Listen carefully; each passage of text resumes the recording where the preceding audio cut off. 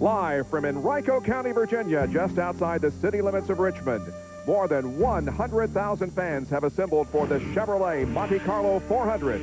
This 25th race of the year means there's only 10 to go, and there's an added bonus at stake tonight. Call it Richmond International Raceway, or the short track that thinks it's a super speedway, or the action track. It all comes down to survival of the fittest. It's a place where NASCAR Winston Cup points leader Bobby Labonte in May had his worst finish so far this year. Bobby is one of 5 who had the fastest fingers and cars at Charlotte earlier this year. Will climb into the hot seat tonight and hope to walk away a millionaire. The 5 include the top 3 in points and the 2 top rookies. Big money, the championship chase at the action track. There's nothing else you need on a summer Saturday night. We welcome you live to our special NASCAR Winston Cup Saturday night edition of Who Wants to Be a Millionaire? Hello, everyone. I'm Jerry Punch, and tonight 5 drivers are eligible for that Winston No Bull 5 bonus of $1 million, while 4 drivers near the top of the point standing set their sights on that huge $3 million paycheck that goes to the Winston Cup champion in December. Last week, points leader Bobby Labonte beat the racetrack, the racers, and the rain to win at Darlington and extend his lead to 111 points over Dale Jarrett, with Dale Earnhardt another 94 back. But the man to watch tonight is just 20 points back of Earnhardt, 4th in the standings, but first on the starting grid. Pole sitter Jeff Burton dominated this race 2 years ago, much as he did the Busch race here last night. And he knows that with just 10 events remaining, this night could be very crucial if he is to have any shot at that big check on the big stage in December. Last Sunday at Darlington, Rusty Wallace took a hit on the track and a big hit in the points. Now he's on the verge of vanishing from the championship chase. Still, Rusty has been king of the short tracks this season, though he has just 2 wins to show for it. After last Sunday, Rusty Wallace needs a get-well race, and Richmond could be the place. 6 career victories here, and the last time Rusty Wallace won at Richmond in September was exactly 5 years ago tonight, and Rusty starts 5th. Richmond has a reputation for fireworks, and tonight fans will be focused on row 7, where Jeff Gordon starts next to Tony Stewart. Gordon got his first top 20 finish in 5 weeks at Darlington, coming home 4th, but in 3 of the last 5 races here, 31st or worse. Stewart won here 1 year ago and probably should have won here in May. Stewart, Gordon, and Wallace are not eligible for the $1 million. But for those 3, a win tonight would be priceless. Lack of experience didn't hurt Dale Earnhardt Jr. here in May. The rookie phenom drove to his 2nd career win. So it's not a huge leap of faith to pick him as one of the favorites tonight, even though he starts 31st. He says Richmond is one of his favorite racetracks, and why not? In 2 appearances here, Jr. has averaged a 5.5 finish. He's told me that if he can stay out of trouble tonight, he expects to be near the front at the end. While Jr. has assumed one of the favorites roles, how about the underdogs? And there are none bigger than Rick Mast. Probably the only driver in the field to have experienced more bad luck during his career than Ken Schrader. He starts 4th tonight. The last time he started that close to the front here was in 1994, and that's when he posted a Richmond best 7th place finish. Speaking of 7, that's where Bill Elliott starts from tonight. After shattering his left kneecap at home before the Bristol race, he's already posted a victory just by getting back into his race car. A visit to Victory Lane might be too much to ask for Elliott tonight, but it's Richmond, so you never know. This track seems to lend itself to surprise winners. Bob? We wrap up 3 big nights of racing here tonight. The NASCAR Craftsman Truck Series was here on Thursday night. The Busch Series here last night, but that means that the Winston Cup cars didn't qualify at night. They haven't even practiced at night, Ned. Haven't had a lap on the track under the stars. And you might say, well, what's different from Bristol? They do the same thing over there. That's a cement track. This is asphalt. Temperature 85 degrees this afternoon. It gets very hot and slick. When they were running happy hour, cars were slipping and sliding all over the racetrack. Requires a different setup than what they'll need here tonight. They build adjustability into the cars. But 2 drivers, Dale Jarrett and Bill Elliott, didn't even go out for happy hour because they didn't want to get confused. And this Richmond International Raceway, it's a great racetrack for racing because the corners, a different groove, top and bottom, and cars can run up there, can run on the bottom. But you need a car that can run on both places. A multi-groove car, because if you run on the top, you run across someone you can't get by, then you have to go to the bottom, you can't run down there, you're just hooked. So you've got to have a car that runs the top and the bottom if you can. Bobby Labonte has been on top of the NASCAR Winston Cup points since April and now has matched his largest lead.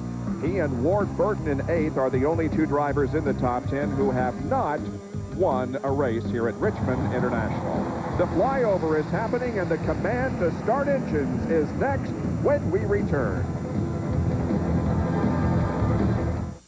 I've got 3 boys and I've got to save time wherever I can. When I'm getting my oil changed at Walmart, it's great because it's right there. It's connected to the Walmart store, so I go shopping. What else do I do? We drop the car off and then we scatter in all directions. Electronics, sport, toys, and usually my car is ready before I am. I totally trust these guys. I can get my car done and then I can get all my shopping done at the same time. Walmart Tire and Lube Express. Great service, great prices, and the world's most interesting waiting room. Walmart just makes my life easier.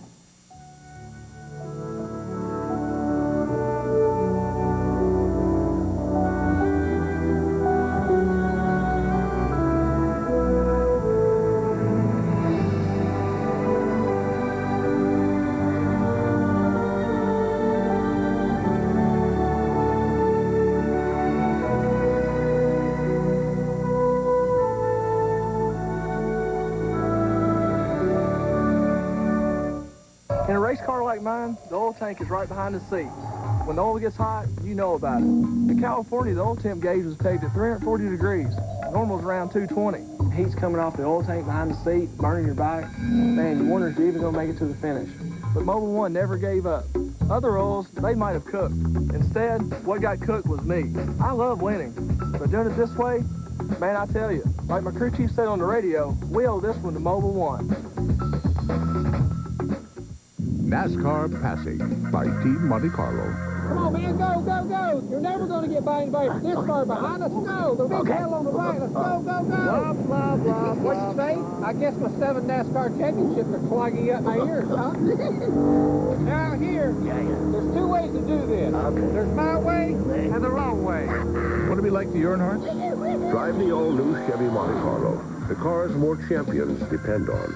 Chevy, we'll be there. Gentlemen, start your engines.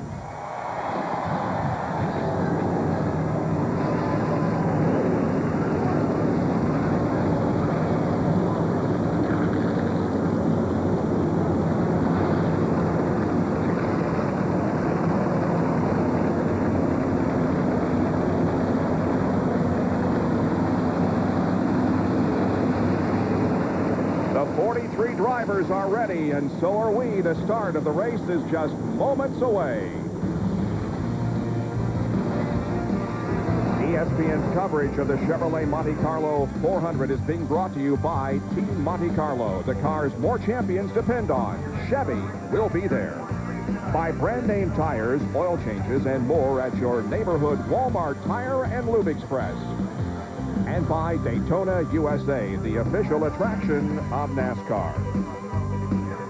Well, the drivers tonight compete on a 3/4 mile oval. It's sort of D-shaped. The front stretch is 1,290 feet, the back stretch 860, and the banking is 14 degrees in the corners, and here on the D-shaped part of the racetrack, the front stretch, the banking is at 8 degrees. Now let's take a look at the Walmart starting grid. On the pole, his 2nd career pole, Jeff Burton. The Exide batteries number 99, and current points leader Bobby Labonte is alongside. Jerry Nadeau lines up in 3rd position alongside Rick Mast. In the 3rd row, Rusty Wallace on the inside, flanked by Ward Burton. Bill Elliott returns to competition starting in 7th position tonight, and he will be flanked by Johnny Benson. In the 9th starting position is Ken Schrader, and 10th is Mark Martin. Starting back in the 6th row, Kenny Wallace and Steve Park. Jeff Gordon on the inside of row 7, and Tony Stewart alongside. Oh, boy, what a great row that is. Kevin LePage on the inside of row 8, and Elliott Sadler on the outside. Row 9, Dale Jarrett and Jeremy Mayfield. Row 10, Jimmy Spencer and Matt Kinza. And in row 11, we find Brett Bodine and Dale Earnhardt, one of the No Bull drivers here tonight. Row 12 is Dave Blaney and Jeffrey Bodine. He had a great run here in the spring. And Ricky Craven and Ricky Rudd make up row 13. Row 14, we see John Andretti and Stacy Compton. And in the 15th row, Joe Nemechek and Mike Skinner. Dale Earnhardt Jr., another one of the Noble 5 drivers, has the 31st starting position. Hut Strickland is alongside him. Bobby Hamilton and Wally Dallenbach lined up in row number 17. Casey Atwood makes his NASCAR Winston Cup debut for Ray Abernham here tonight. Robert Presley has the final qualified starting position. Then the provisional starters are Terry Labonte and Sterling Marlin back in the 19th row. Row number 20, Chad Little and Michael Waltrip. Ted Musgrave and Steve Grissom get the 41st and 42nd starting positions, and Scott Pruitt gets the final and 43rd position. Missing from the field, those unable to qualify, Mike Bliss, Darrell Waltrip, Robbie Gordon, and Dave Marcus. It's a real shame that Darrell Waltrip could not make the race here tonight. This would be the last time that Darrell would be racing at the Richmond International Raceway. So Rusty Wallace stopped on the backstretch. All he was doing was indexing the steering wheel, putting the spokes exactly where he wanted them. And you can do that by stopping, taking the wheel off, and putting it back on. Well, they will race 400 laps here tonight. That's a total of 300 miles. The purse exceeds $2.2 million. The fuel window is between 110 and 120 laps. And the race record was established in September of 1997. Dale Jarrett at 109.047. We did have a new track record, an event track record, set here in qualifying, as Jeff Burton broke the previous event track record, which was held by Mike Skinner. So a couple of more warm-up laps, and then we'll be set to go in the Chevrolet Monte Carlo 400. Endless Summer RVs, the only family-owned and operated RV dealership in the area, invites you to visit our expanded showroom. Come in and see our enormous selection of new and used RVs. While you're here, take a walk through our newly remodeled parts and accessory store. We've also added service and free delivery bays for you, our customers. So stop by and visit with our friendly staff. Ask them questions. Many of them enjoy the outdoors just like you. We're located just 5 miles north of Frederick on Route 15. Camping families, serving families that camp. When you need a new driveway or a driveway repaved, call Henson Paving, your local leader in paving. You've ridden on their work, you just might not have known it. Henson Paving can resurface your existing driveway or build one from the dirt up. All driveways are installed with the same care and attention to quality that we give our biggest contract jobs. When you need paving, think Henson Paving. When you need a driveway, there's only one place to call, Henson Paving. Look for us in the white pages. Henson Paving, making things go smoothly for over 30 years. Pending fever heats up on ESPN and ESPN2. At 7 on ESPN, the Red Sox battle the Indians for a wild card berth. On ESPN2 at 7, the Yankees take on Carlos Delgado and the Jays. Then at 10 on ESPN, the Royals nip at the Mariners. While on ESPN2, it's the Dodgers D-backs in a wild card tug-of-war. At 7, Red Sox Indians, Blue Jays Yankees. At 10, Royals Mariners, Dodgers D-backs, Wednesday. What a sight here at Richmond International Raceway. More than 100,000 fans gathered here to watch this 25th race of the 2000 NASCAR Winston Cup season, and we are less than half a lap from going green. On the front row is Jeff Burton, and on the outside is the current points leader and the driver who won last weekend at Darlington, Bobby Labonte. All the fans are on their feet. The pace car is on pit road, and here we go in the Chevrolet Monte Carlo 400.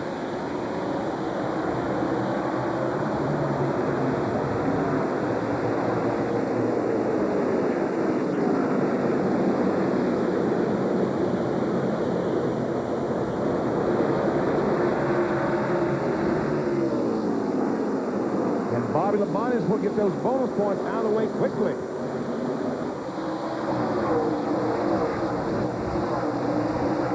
Bobby Labonte did lead that first lap, but now Jeff Burton comes back on the inside. That is the 16th race that Bobby Labonte has led so far this year, and the 410th lap that he has been out front. Jerry Nadeau challenges Labonte now for second as Burton has taken the lead. In NASCAR Winston Cup racing, each leader gets 5 bonus points for leading a lap. You lead one or lead 100, it's all the same. You get 5 bonus points. Bobby Labonte, the points leader, wanted to do that quickly. He did.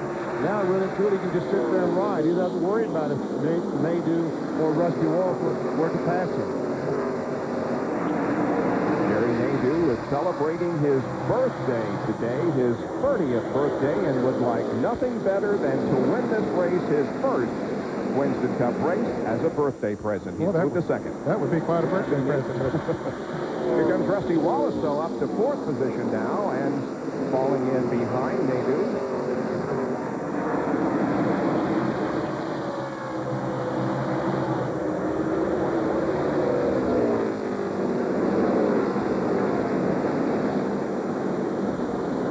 Still a lot of cars running side by side. Back in the package, you see Rusty come on the inside of Bobby Labonte trying to take over 3rd. And he will do so. So Bobby Labonte led lap number 1, now has fallen back to the 4th spot. Battle for 5th is between Ward Burton in the 22 and Rick Mast in the 14. Nice to see Bill Elliott back in competition after sitting out a couple of races because of a shattered kneecap suffered in a home accident. He was one of those drivers that chose not to practice in happy hour this afternoon because of the higher temperatures. He practiced well this morning in the 1-hour practice session when the temperature was cooler.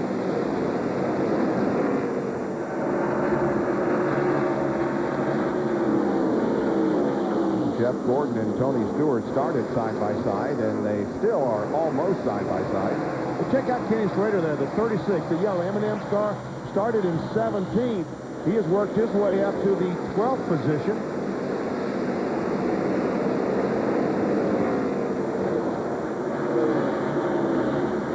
Almost had that position on Tony Stewart.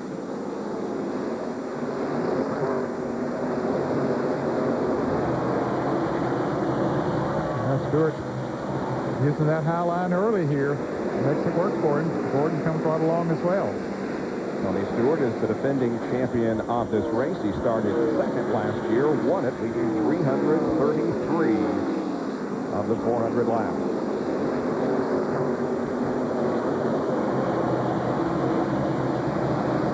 Now that's Jeremy Mayfield in the 12 and Kevin LePage in the 16 that were running side by side for a while. And now here's Ricky Rudd and Dave Blaney running wheel to wheel. Like they were 3 wide for just a second with that red car on the right of your screen. That's Ricky Craven. He and John Andretti are side by side. John in the 43, yellow and blue car. Before you look back in the pack, it reminds you of Talladega. They're still running side by side after 10 laps. Craven and Joe Nemechek now. Right behind that group is the 8 car driven by Dale Earnhardt Jr. He won here in the spring and is one of those eligible for the $1 million No Bull 5 bonus. Again, those eligible are the top 3 in the point standings coming into this race: Bobby Labonte, Dale Jarrett, and Dale Earnhardt. And the 2 top rookie contenders this year, Dale Earnhardt Jr. and Matt Kenseth. They were the drivers who finished in the top 5 in the Coca-Cola 600 at Lowe's Motor Speedway back in May.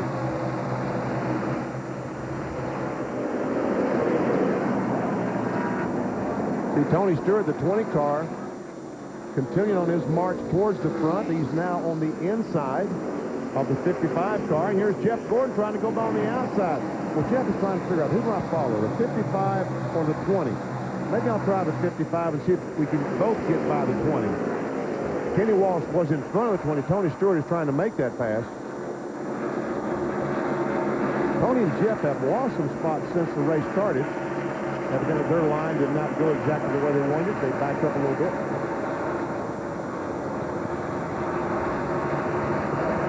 And Jeff Gordon trying to get by Tony Stewart.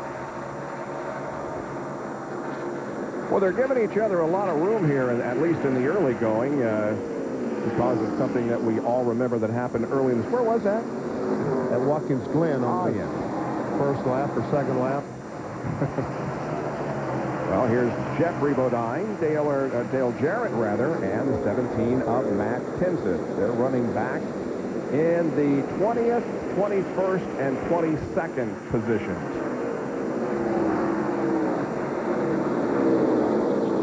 Dale Earnhardt, Goodrich Chevrolet. He's turned to run him in the 23rd position, and he was not very happy with his car today. They made wholesale changes on that automobile just before the race started. Now comes up and goes to the inside of Kansas. So two of the Noble 5 contenders are battling side by side here, but it's for the 22nd position. Yeah, that won't get him $1 million right there. That won't get him 5 cents.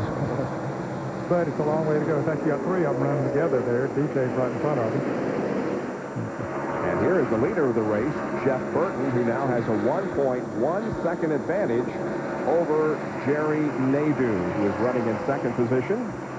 And with 18 laps completed, Burton leads over Nadeau, Rusty Wallace, Bobby Labonte, and Ward Burton. More live coverage from Richmond International in a moment. Hey guys, check this out. Wow. How do you think it got here? I don't know. What do you think we should do with it? We can't leave it here. Oh, is it dead? I don't know. See if it's cold. Go on. Huh? It's cold. Getting lucky? Grab a Miller Lite. It's Miller time. Hey guys, I think I see a foosball table over here. In a race car like mine, the oil tank is right behind the seat. When the oil gets hot, you know about it. In California, the oil temp gauge was pegged at 340 degrees. Normal's around 220. Heat's coming off the oil tank behind the seat, burning your back. Man, you wonder if you're even going to make it to the finish. But Mobil 1 never gave up. Other oils, they might have cooked. Instead, what got cooked was me. I love winning, but doing it this way, man, I tell you, like my crew chief said on the radio, we owe this one to Mobil 1. Mr. Wallace. Ann, you are just going to love these terms. Your terms just aren't right. I'm so sorry. Mr. Regan, your rates are a little high. That's not good. What's the word I'm thinking of? I think it's no. Mm-hmm. No. Want banks to compete over you? Come to LendingTree.com. Fill out one form and get up to 4 offers within hours. Oh, what a lovely time. When banks compete, you win at LendingTree.com.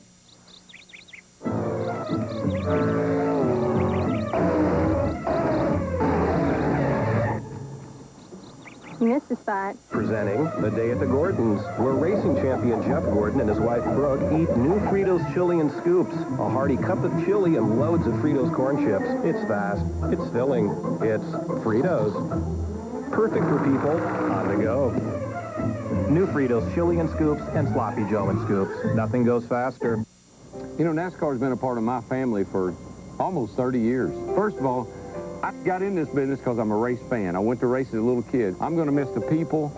I'm going to miss hanging out in the garage with the guys, the camaraderie, that bumping and grinding that we do on Sunday.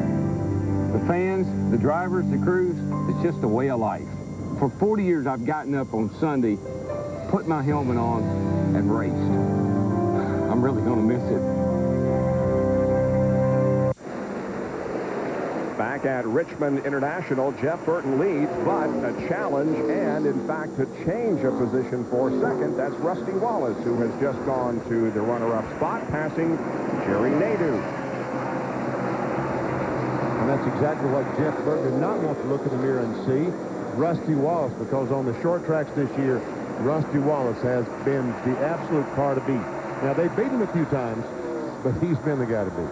Jeff Burton won the pole position here, his first since August of 1996. And what that does is make him eligible for the 2001 Bud Shootout at Daytona International Speedway next February. And there you see those who have accumulated poles so far this year.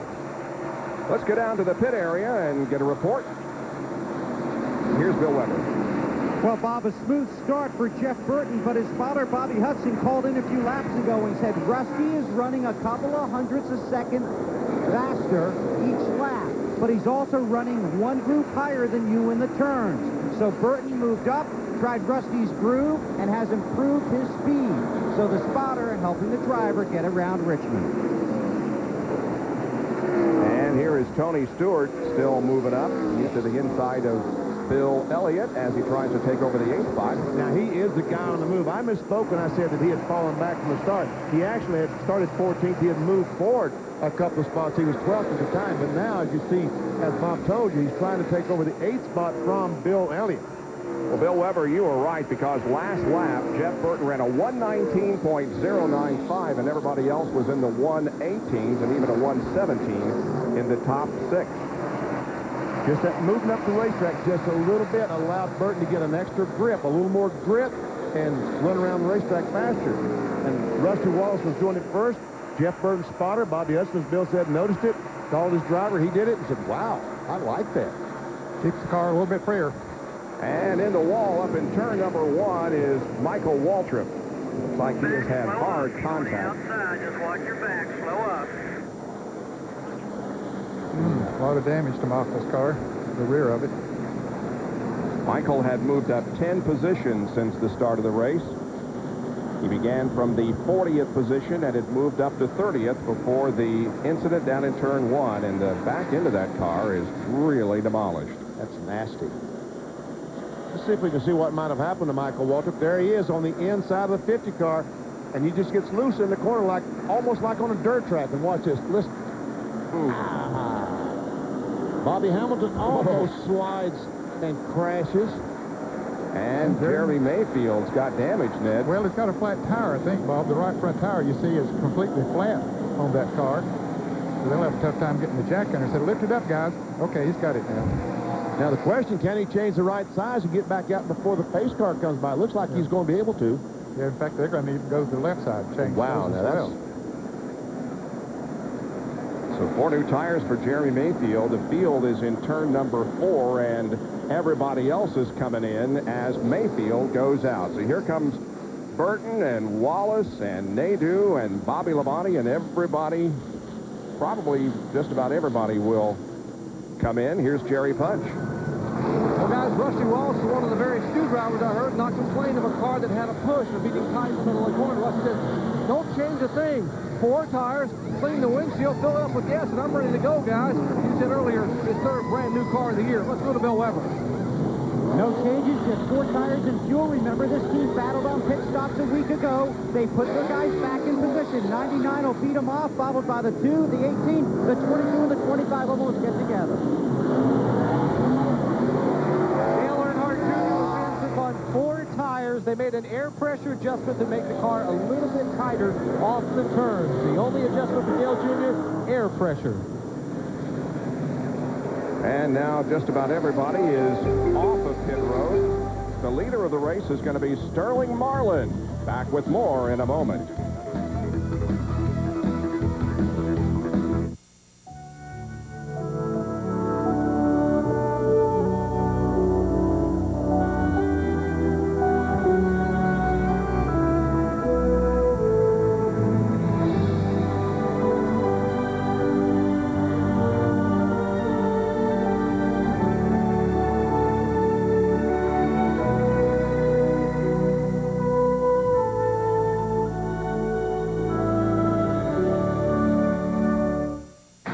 Thousands of race fans braving the heat here to watch NASCAR's best try to conquer this track. And here comes our field. Bobby Labonte showing the way into the final lap before the green. Tough luck early on for Jeff Burton with the Intimidator haunting his rearview mirror. Everyone on their feet as the field enters turn 4 stacked at double wide. And our pace car finds pit road. Down goes the throttle. Down goes the green flag.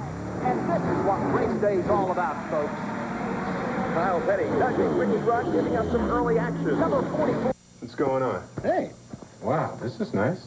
But I thought Stacy said if you bought new tools, she gets a new dining room set. Yeah, she did. So where are the table and chairs? You're standing on them. Fine woodworking tools from Rigid. Name proven by pros since 1923. Take our 12-inch compound miter saw, the best choice for deck building, remodeling, and finish work. Rigid. Buy them at the Home Depot, where low prices are just the beginning. In a race car like mine, the oil tank is right behind the seat. When the oil gets hot, you know about it. In California, the oil temp gauge was pegged at 340 degrees. Normal's around 220. Heat's coming off the oil tank behind the seat, burning your back. Man, you wonder if you're even going to make it to the finish. but Mobil 1 never gave up. Other oils, they might have cooked. Instead, what got cooked was me. I love winning, but doing it this way, man, I tell you, like my crew chief said on the radio, we owe this one to Mobil 1.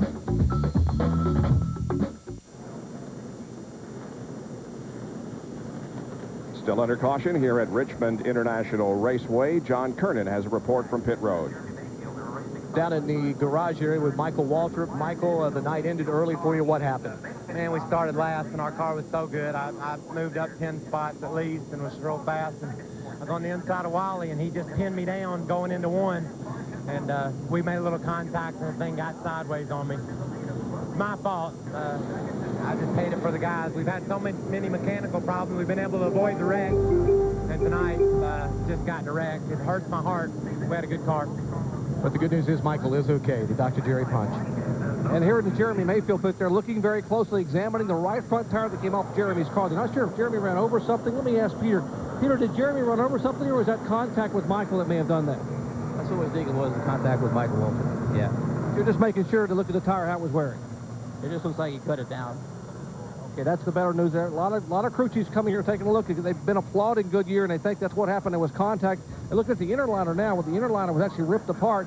They have the inner liner there in their hand, and they're looking at it with a flashlight to see exactly what might have happened. But Jeremy said the car was starting to slide a little bit, so the tire actually may have been going down somewhat. He may have had a slow leak, and that may have precipitated the problem, making it even worse. Now, Benny, when Michael looks at the tape, he's going to know that it wasn't Wally Dallenbach. It was Ricky Creighton. But it's a red car, and he Yeah. thought it was Wally Dallenbach, but in fact it was Ricky Creighton. Yeah. Well, Sunday night football on ESPN at 8:30 Eastern will be from Sun Devil Stadium in Phoenix, Arizona. The Dallas Cowboys and the Arizona Cardinals, with Troy Aikman out indefinitely. Randall Cunningham, who has been named to start this weekend, will be depending on veteran running back Emmitt Smith. Coverage begins with the NFL prime time at 7:30 on Sunday night. The Cowboys and the Cardinals on Sunday Night Football. We'll be right back. Record new vehicle sales have left Gene Lotta's lot jam-packed with quality pre-owned cars and trucks. They've lowered their prices to move this massive pre-owned inventory. Most cars and trucks carry an exclusive 12-month, 12,000-mile signature limited powertrain warranty. There's no better deal anywhere than the combination of savings and service at Gene Lotta Ford Buick. Let Gene Lotta save you money. Completely satisfied customers are our trademark. We guarantee it.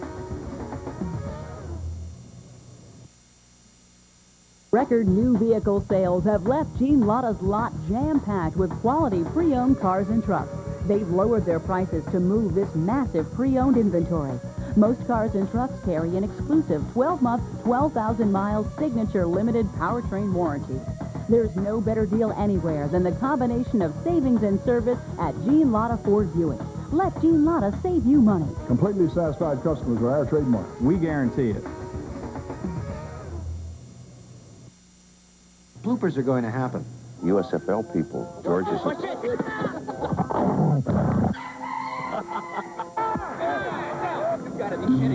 Sports Center, Lou Palmer, ESPN. My personal favorite? Gotta be Melissa Stark in the Asteroid. This week at Pebble Beach, the second hole. It's been a pushover par 5 the previous 3 opens here. And Run it again.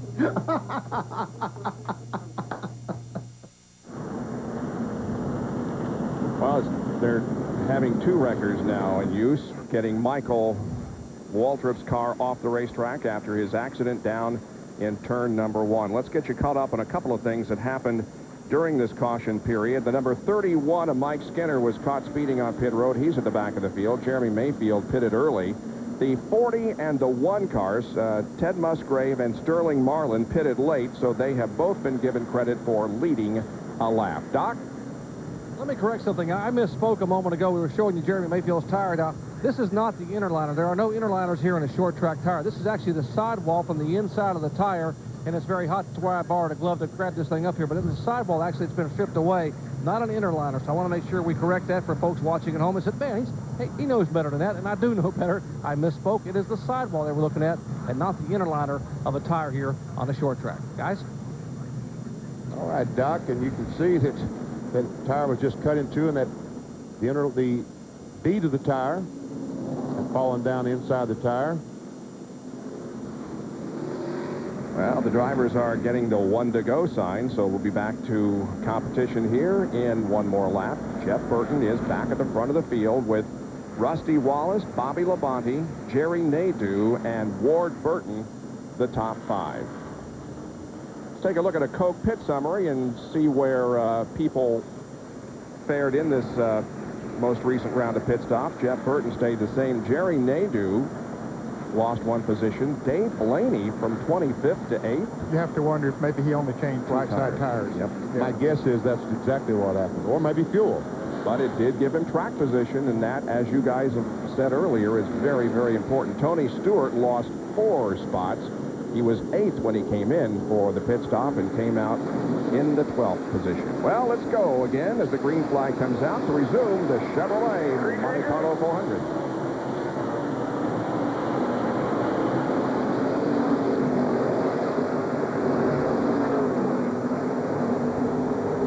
Well, they all started in single file this time for the first time tonight. But they were all single file, but they were all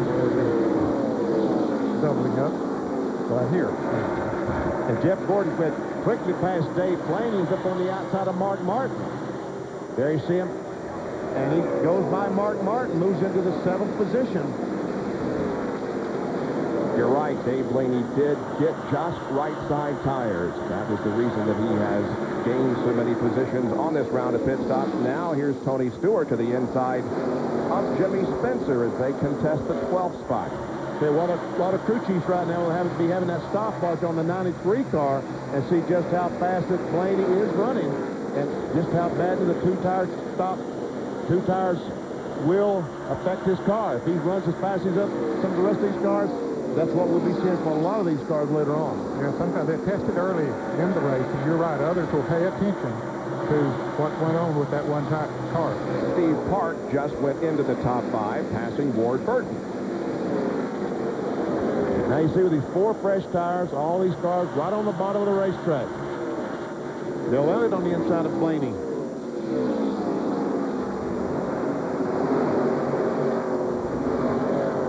Tony Stewart still trying to get by Jimmy Spencer. And Rusty Wallace has caught right up with Jeff Burton, and now the battle is for the lead.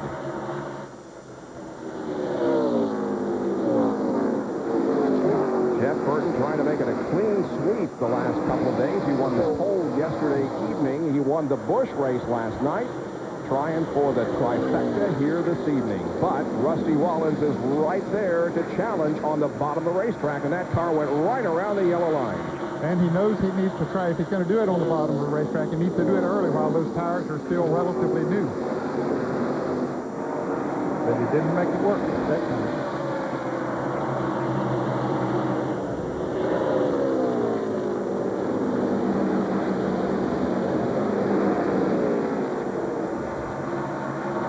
Boy, it's so hard to get traction off to the bottom side of the racetrack. And your angle is not what it needs to be. Coming off of there below another car.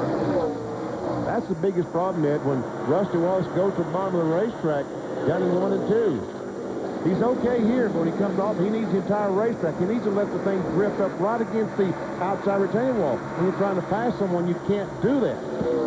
That really affects your speed around the track.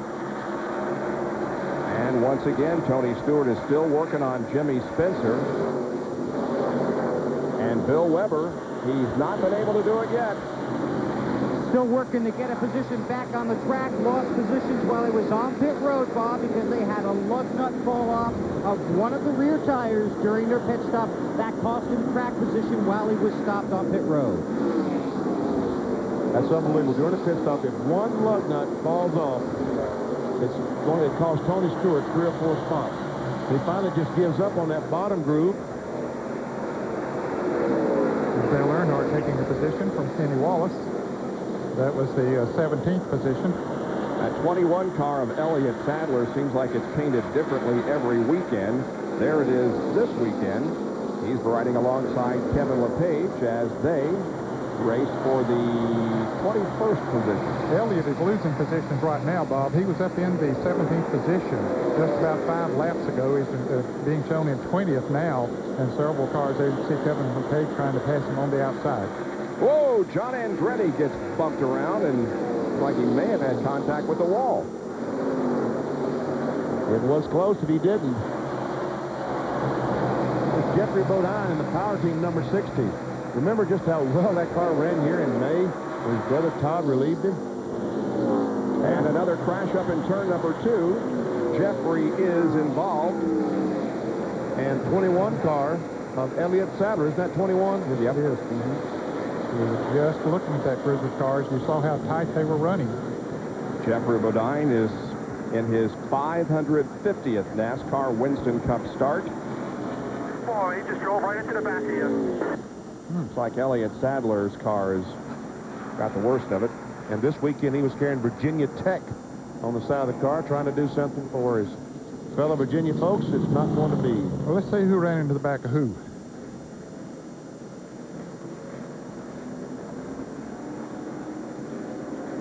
Well, there was a little contact there from the 43 on the 60 and shot the 60 up into the 21.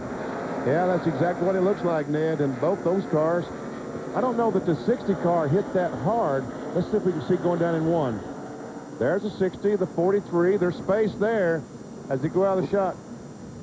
The 60 snapped around so quickly, you would think there was contact. It's awfully hard to tell, but as quick as the 60 snapped around, that's what you would think happened.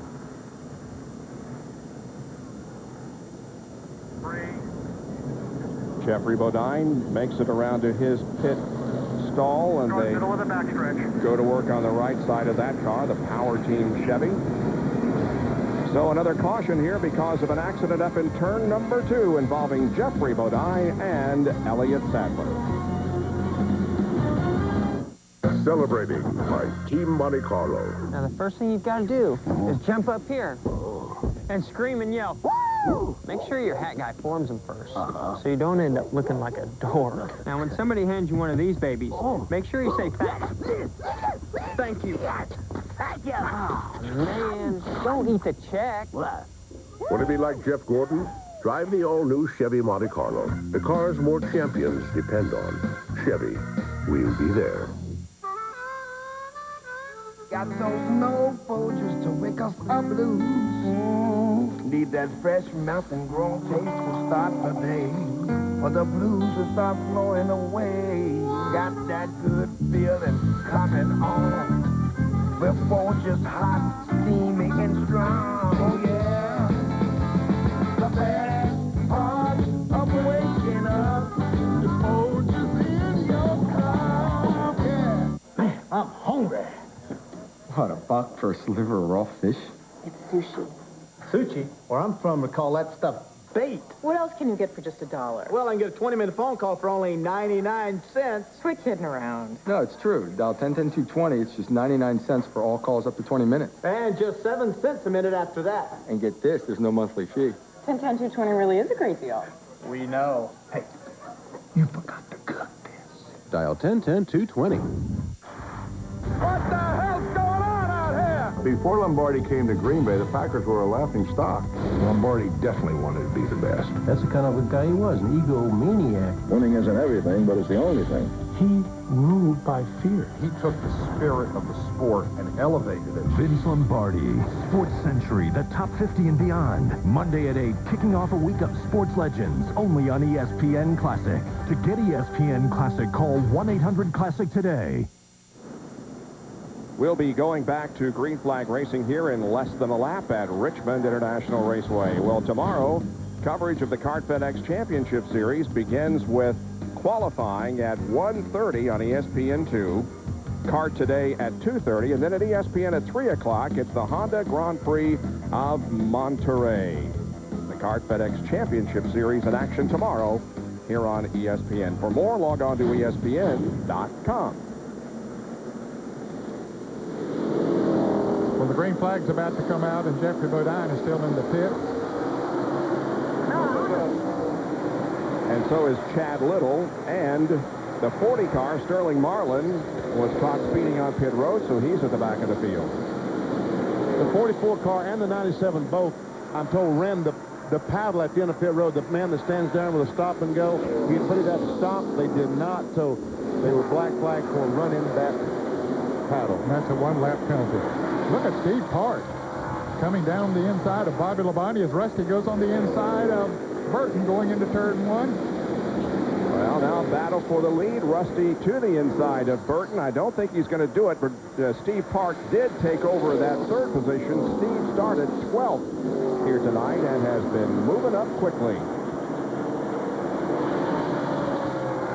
I remember a couple of races ago that Steve Park really had the field covered here, and he got caught up in an accident or something, and Rusty makes that trial one more time, but it just don't work. It's so difficult to get the traction, and as Benny pointed out, you need to have it pointed in a different direction when you start off of those corners. See who's the fastest. Well, the first time it was Rusty, and now that last lap it was Burton. Look at that, 120 miles per hour exactly for Jeff Burton.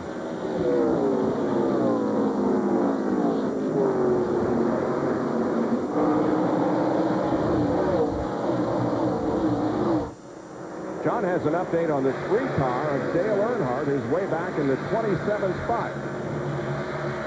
Bob Dale had moved up into the top 20, but the car was just a little too tight, so they took the opportunity during this caution to have a pit stop, take on 4 tires. They made a wedge adjustment, pulled the rubber out of the right front to kind of loosen the race car up for Earnhardt. We'll have to wait and see exactly what those adjustments did, but they're, I guess we can tell pretty soon on the racetrack, I would think. Well, he just moved up to 24th. He did pass Scott Pruitt, and so Earnhardt is in 24th, and now there's Jeremy Mayfield, who is going to be his next victim. Wow, he just moved right on around him. Of course, the fresher tires, and even though they're fresher only to maybe 10 laps or so, it still makes a world of difference. He's able to keep it down on the inside and get the traction off the turn.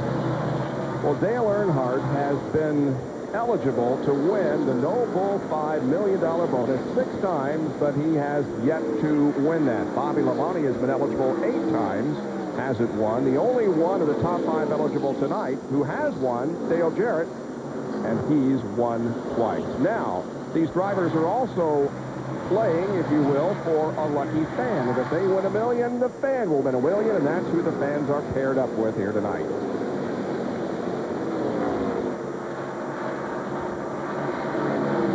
Well, here is a gaggle of cars.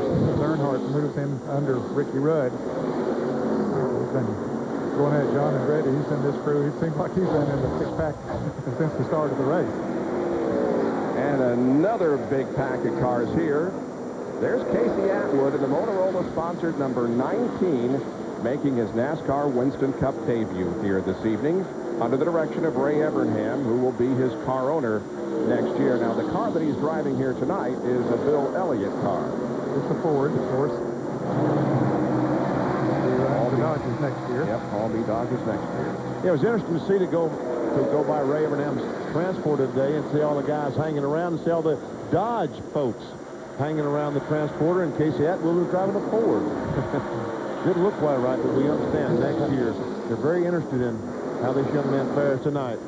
Oh, 3 wide here with Andretti, Brett Bodine, and Dale Earnhardt. Oh, they ran all the way through the course. Contact there. Wow. Didn't work. And a battle for second as Steve Park continues to march toward the front. You'll remember that Steve started second here in the earlier race and finished in 11th. Got a little bit loose coming off the corner there and lost his momentum.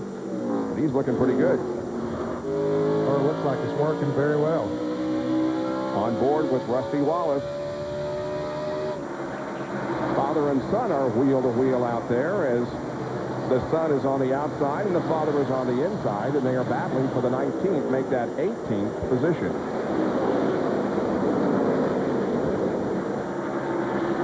Both of them eligible for the bonus. And you can tell the ones that are by the red numeral on the top of the car. Pennzoil Copter Cam is circling overhead and giving us these aerial shots of the 3/4 mile at Richmond International Raceway.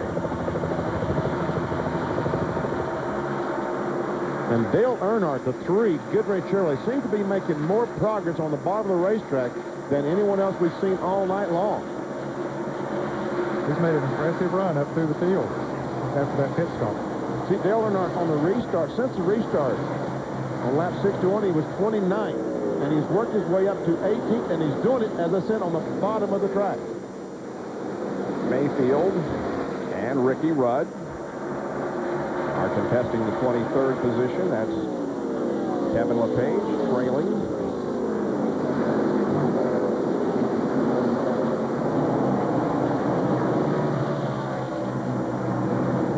Ricky Rudd, a former winner of a race here at Richmond. He won the spring event. It was held back in February in 1984 when he won.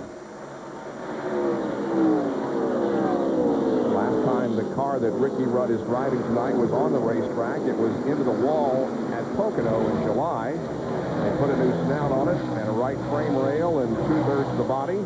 The car is also raced at Martinsville and in the first Pocono race. This is the 4th time that this car has competed this year.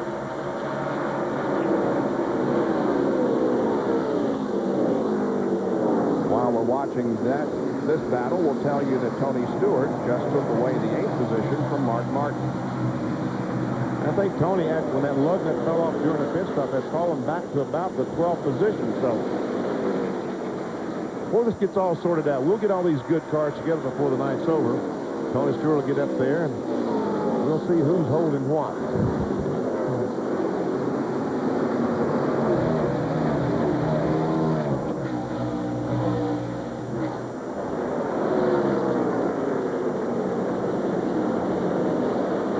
These guys are about 13, a little more than 13 seconds behind the front runners. Here is Stewart, who has found his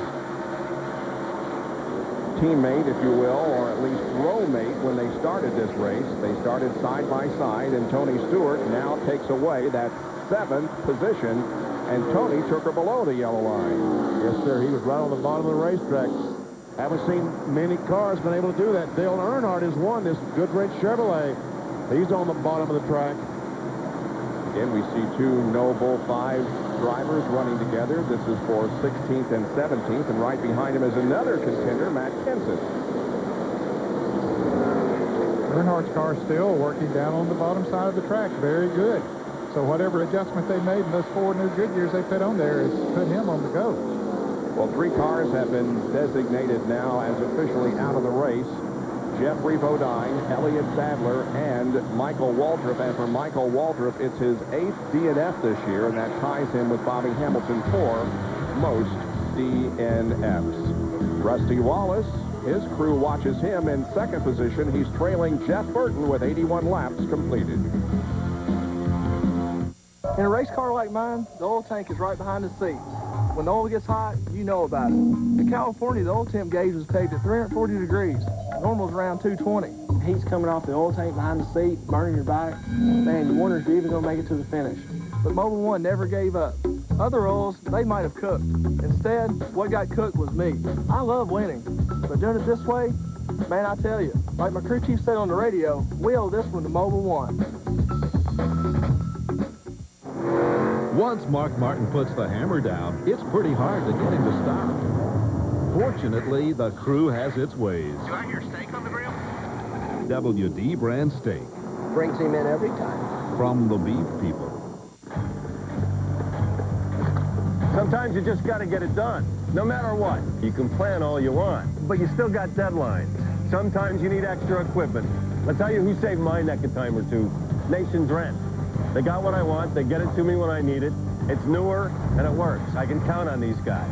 Nation's Rent carries Ingersoll Rand, air compressors, and compaction equipment. They get it done for me.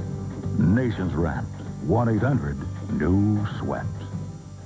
Any flavor you can dream of, Sonic can make into an old-fashioned float or creamy smooth flurry drink. Choose from a cool Sonic float or one-of-a-kind Sonic flurry drink. Like a float, only blended. Try new peach or your favorite flavor, now just 99 cents each. Only at Sonic. Berber carpet, Bimini top, CD stereo system, 270 horsepower, room for 7. The LS 2000 sport boat from Yamaha, loaded with power, performance, and amenities. Because there's something very cool about exploring an old wreck. There's nothing cool about driving one. Yamaha, the most popular boat on the water. Through October, get 000 financing until March 2001 on all new 2001 models.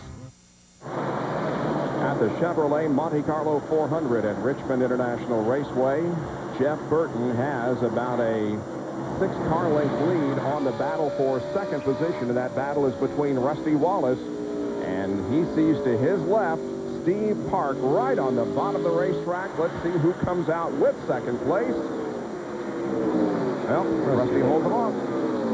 Steve Park made a run at Rusty Wallace 10 or 15 laps ago, and he went up there, run the bottom of the racetrack trying to pass Rusty, saw that he was going to have to use the tires up too much, so he backed off, and he's now making another run at Rusty, and it looks like it's going to be as difficult now as it was 10 or 15 laps ago. And while Jeff Burton has been trying to get around the lap car of Chad Little, they've caught up to him, and Rusty's going to try to seize the opportunity. Wallace looking for the lead. Got him pinned up on the high side of the racetrack between Chad Little, and Rusty will take the lead. He'll get the 5 bonus points. Whoa, and Rusty is way out of control. Wow, you're right. When you said way out of control, you did not misspeak, Bob Jenkins. Well, he maintained his position, though, and does pick up the bonus lap points for leading a lap. That, by the way, puts Chad Little now 2 laps down. The only cars that are not on the lead lap and still in the race are Steve Grissom, who is 2 laps down, and now Chad Little, 2 laps down. And both of them were penalized to lap 4, running the stop sign on a yellow flag pit stop. Now the battle is for second between Park and Burton. And the bottom of the racetrack just still can't get the grip down there that you need. Well, BP, let's look at it again. Folks, this is something. Watch this. Rusty comes off the corner, and look at this thing go, and he somehow brings it back and maintains his momentum. Normally, when you bring the car back, you have to back off the gas, and you also got to get your heart beating again. Yeah. Close call for Rusty. Now Park heads to the high side. Oh, but Jeff Burton does not want to get on the outside. It looks like he's going to be able to do that. Oh, I see why he can do that, because Jeff Burton's on the inside of Ted Musgrave in that Bell South 01 car. So now Ted goes a lap down in 38th position.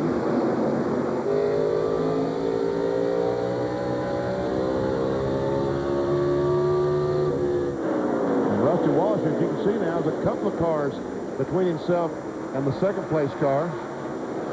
Ward Burton and Jeff Gordon are running 7th and 8th. They're about 5 3/4 seconds behind the leader. Well, Steve Park takes second position from Jeff Burton. Going by Wally Dallenbach, we see the 18 car, Bobby Labonte, has just about caught up with that group. He has. He was back about 3 or 4 seconds, and now he's got it down to about 2 seconds from the leader, but he's up with the 99. Pretty close. Bill Weber has more. Well, it's been an interesting night so far for the 22 of Burton and the 24 of Gordon. Ward's car was loose early on. They tightened him up on that first stop, and then Ward said the car is a ton better. Now it's a little bit too tight.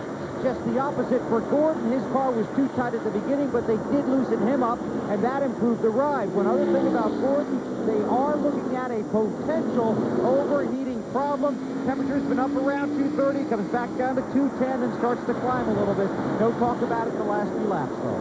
Ward just did lose the 7th position to Gordon. Ward has made his Winston Cup debut here at Richmond in March of 1994. His most recent top 5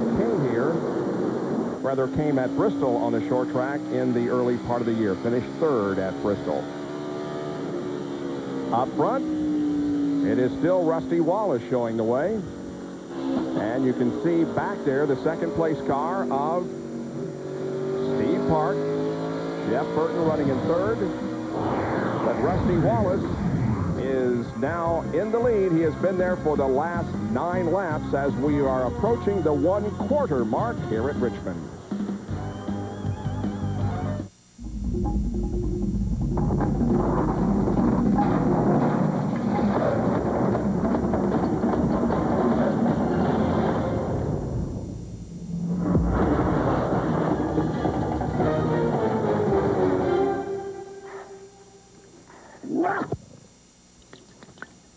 Bad cheetah. See? That's why I'm not a cat person. $10 for lunch? I heard of a guy got a brand new car for that. Sounds like a Darrell Waltrip story. Oh, I swear it's true. This guy was at the track. He sees this notice. His brand new hot rod. $10. No, it's not a misprint. Stop by and see for yourself. Turns out her husband met this little gal at the track, and he ran off to Tahiti with her. And he told his wife to sell the car and send him the money. No. Now on Kmart. Dale Jarrett here with a very special offer. A new CD of all my favorite tracks. Immerse yourself in one of my personal favorites, the melodic grandeur of Daytona International Speedway. The dulcet tones of Lowe's Motor Speedway. Set your spirits soaring to the sound of California Speedway. Of course, these performances are better live. But bring your Visa card, because at these tracks you can't buy tickets with an American Express card. Visa is everywhere NASCAR fans want to be. This is my favorite part. Listen, I've traveled every road in this here land. I've been everywhere, man. Across the deserts bare, man. I breathe the mountain air, man. I've traveled, I've had my share, man. I've been everywhere. I've been to Reno, Chicago. Across America, in communities just like yours, Citgo is there to help keep you going. Stop by next time you're in the neighborhood. We're always happy to see a familiar face. I've been everywhere. For the 3rd time tonight, the caution is waving over Richmond. Jeremy Mayfield ran into the wall and flattened the right front once again. Pit stops are underway. Here's the doctor. And Rusty Wallace comes into his pits. His first pit stop, 15.5 seconds. They will put on 4 tires, make no changes. Rusty says the windshield is okay, and the car is essentially perfect. 2, 1, and 99. As you watch Rusty Wallace at the top of your screen, Steve Parker at the 99, up Jeff Burke. Let's go down to Merton's pit and Bill Weber.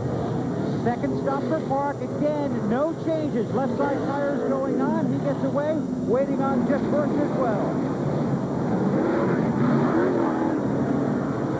Rusty with a 15.7. Jeff Burton an 18-second pit stop down to John Kernan.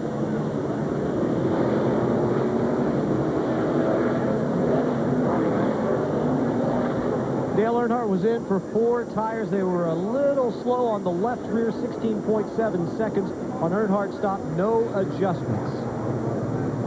A little bit of a fire there at the back end of Kenny Schrader's car. What happened, Jeremy Mayfield made a pit stop with that flat tire. They changed 4 tires. He started to lead. He got in Kenny Schrader's pit box and stopped for some reason. He backed up, and when he backed up, there was something burning left in Kenny Schrader's pit stall. And it kept burning when Schrader made his pit stop. As soon as they spilled any gasoline making a pit stop, the gasoline ignited, and it was pretty big there for a second. I saw that piece, whatever it was, burning down there in his pit stall, and I thought that the crew would stamp it out or something before they made the stop. What's the smoke there? There's some smoke coming from Schrader's car now. Jerry Punch, what's going on? Benny, the 12 car, so you're exactly right. The 12 car came through. They lost a brake pad. It was the brake pad that ignited whatever was on the ground there in the 36 pit, and that's where the problem was. The brake pad off the 12 car from Mayfield, and that's what precipitated the entire fire. So, but Mayfield's got bigger problems. They'll continue to look at the tires that are rubbing on the fender there and coming away. But obviously a scary moment there for Kenny Schrader and the M&M's team. Well, here's why we're under caution and why Jeremy has another problem here tonight. The right front tire, once again, the second time tonight we've seen Jeremy Mayfield's right front tire go flat. Now, there was not a lot of damage or contact with the outside retaining wall. He might have scrubbed the wall, but not a lot of damage. The problem is, now they're trying to knock the fender back out. I guess they're afraid that the fender's cut the tire. And probably when the tire went flat and it started tearing apart, that's what tore up the front end as opposed to the wall. So Jeremy Mayfield, who looked so good for a while at Darlington last Sunday, has had all kinds of problems.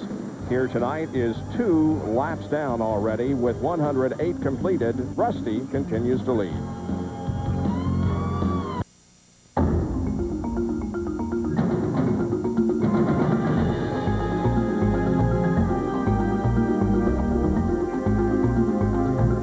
Best Automotive Hanover isn't like the rest. Give the people what they want. Low prices, lower payments, highest trade-in value, and superior service after the sale. That's what makes us best. So come to Best Automotive Hanover for your horse of a different color. Endless Summer RVs, the only family-owned and operated RV dealership in the area, invites you to visit our expanded showroom. Come in and see our enormous selection of new and used RVs. While you're here, take a walk through our newly remodeled parts and accessory store. We've also added service and free delivery bays for you, our customers. So stop by and visit with our friendly staff. Ask them questions. Many of them enjoy the outdoors just like you. We're located just 5 miles north of Frederick on Route 15. Camping families, serving families that camp. Genghis Khan just died. I'm sorry? I've got a story for you. Babe Ruth just hit number 600. Nice work, Tanya. I can't believe it. The British just captured Washington. They're burning down the city. We're going to lose the war. No, Wayne, we win this campaign. Right, Giselle? Right. How do you know? Oh, I get it. You TV anchors just think you're so smart, don't you? Chevrolet Monte Carlo 400 under caution again for the 3rd time tonight. 110 laps completed. They'll be going back to green this next time around. All right, here's another Coke pit summary for you. Wallace maintains his position. So does Park. Earnhardt moves up 5. And Blaney loses 4 positions. Matt Kenseth moves up 5 spots. Most impressive thing there is Earnhardt. You remember he changed 4 tires when his pissed off on lap 56 and went to the end of the line.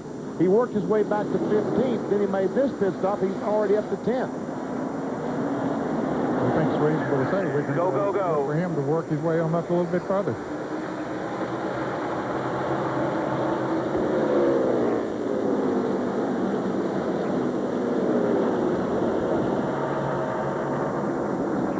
Now Jeff Burton, the next sidecar, back in 4th spot. He's basically been about the class of the field tonight. Let's see if he can work his way back to the front. Burton has led 88 of the first 112 laps. Rusty Wallace has led 22. Marlin and Bobby Labonte have led a lap each. From the points leader, Bobby Labonte, we look back to Jeff Burton. Tried on the outside, couldn't do it. See what he does down in 3 and 4. He's going to try it again, and I'm sure that Bobby Labonte's spotter is warning him. That Berg's on the outside. Yes, there he goes. He'll take that spot away. Car 01 of Ted Musgrave is 1 lap down.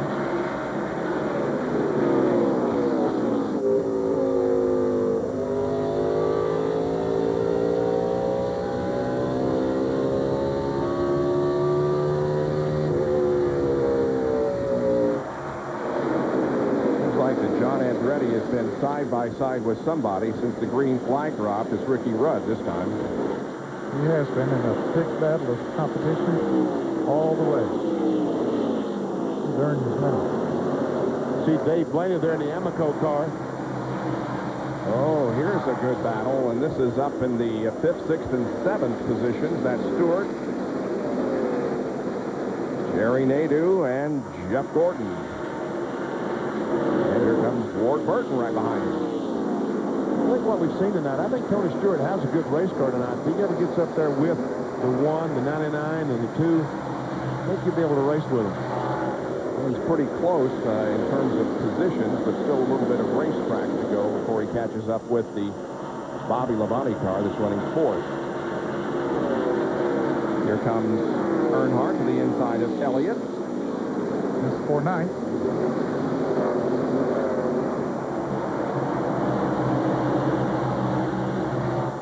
Let's go down to John Curtin for a report.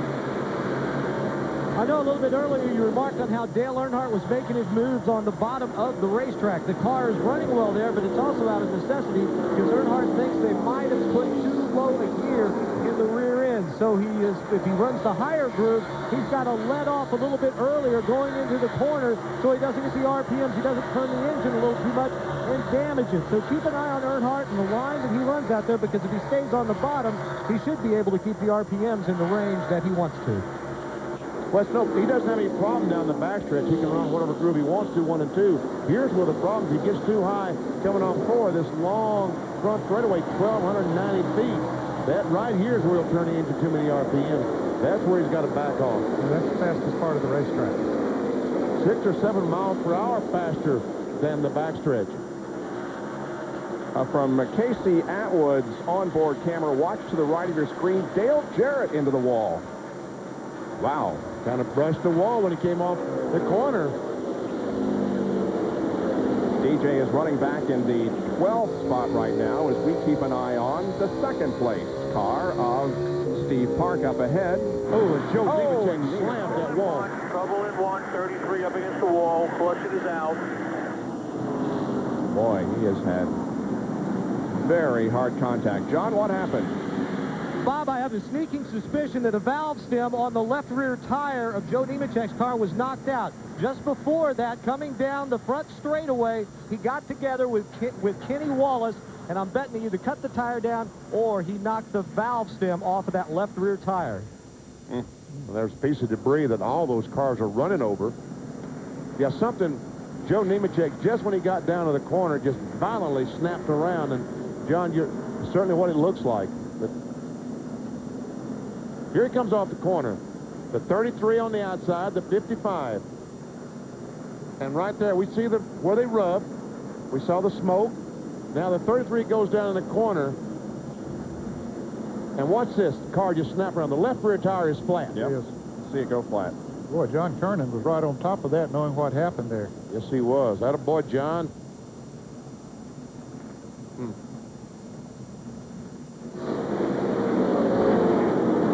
Wow. It happened so quickly.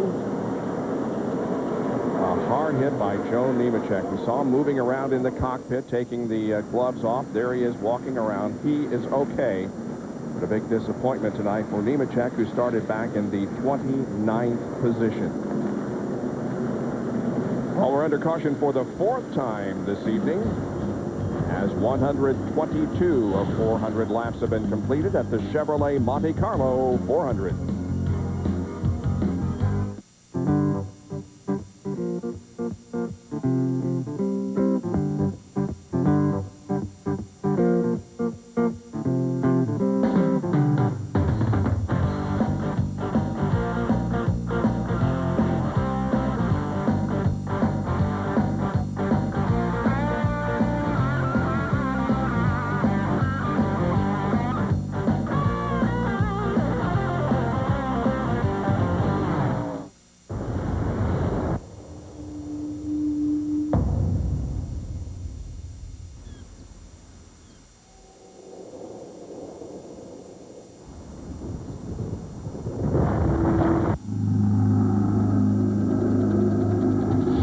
Introducing the Polaris Sportsman 500 HO with a new high-output engine and 20% more power.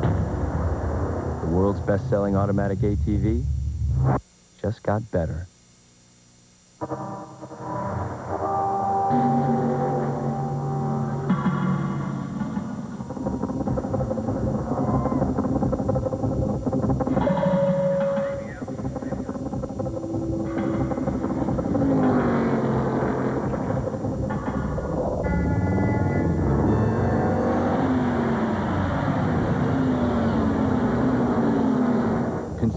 NASCAR's official financial services provider. Step up. ESPN's coverage of the Chevrolet Monte Carlo 400 from Richmond is being brought to you by Budweiser, with the crisp, clean, refreshing taste you'll find in no other beer. This Bud's for you. And by Conseco. And the Conseco Pontiac is currently running in 19th position as we are under caution. Jeremy Mayfield makes another pit stop. Jerry, is there a common thread with this tire problem for Jeremy?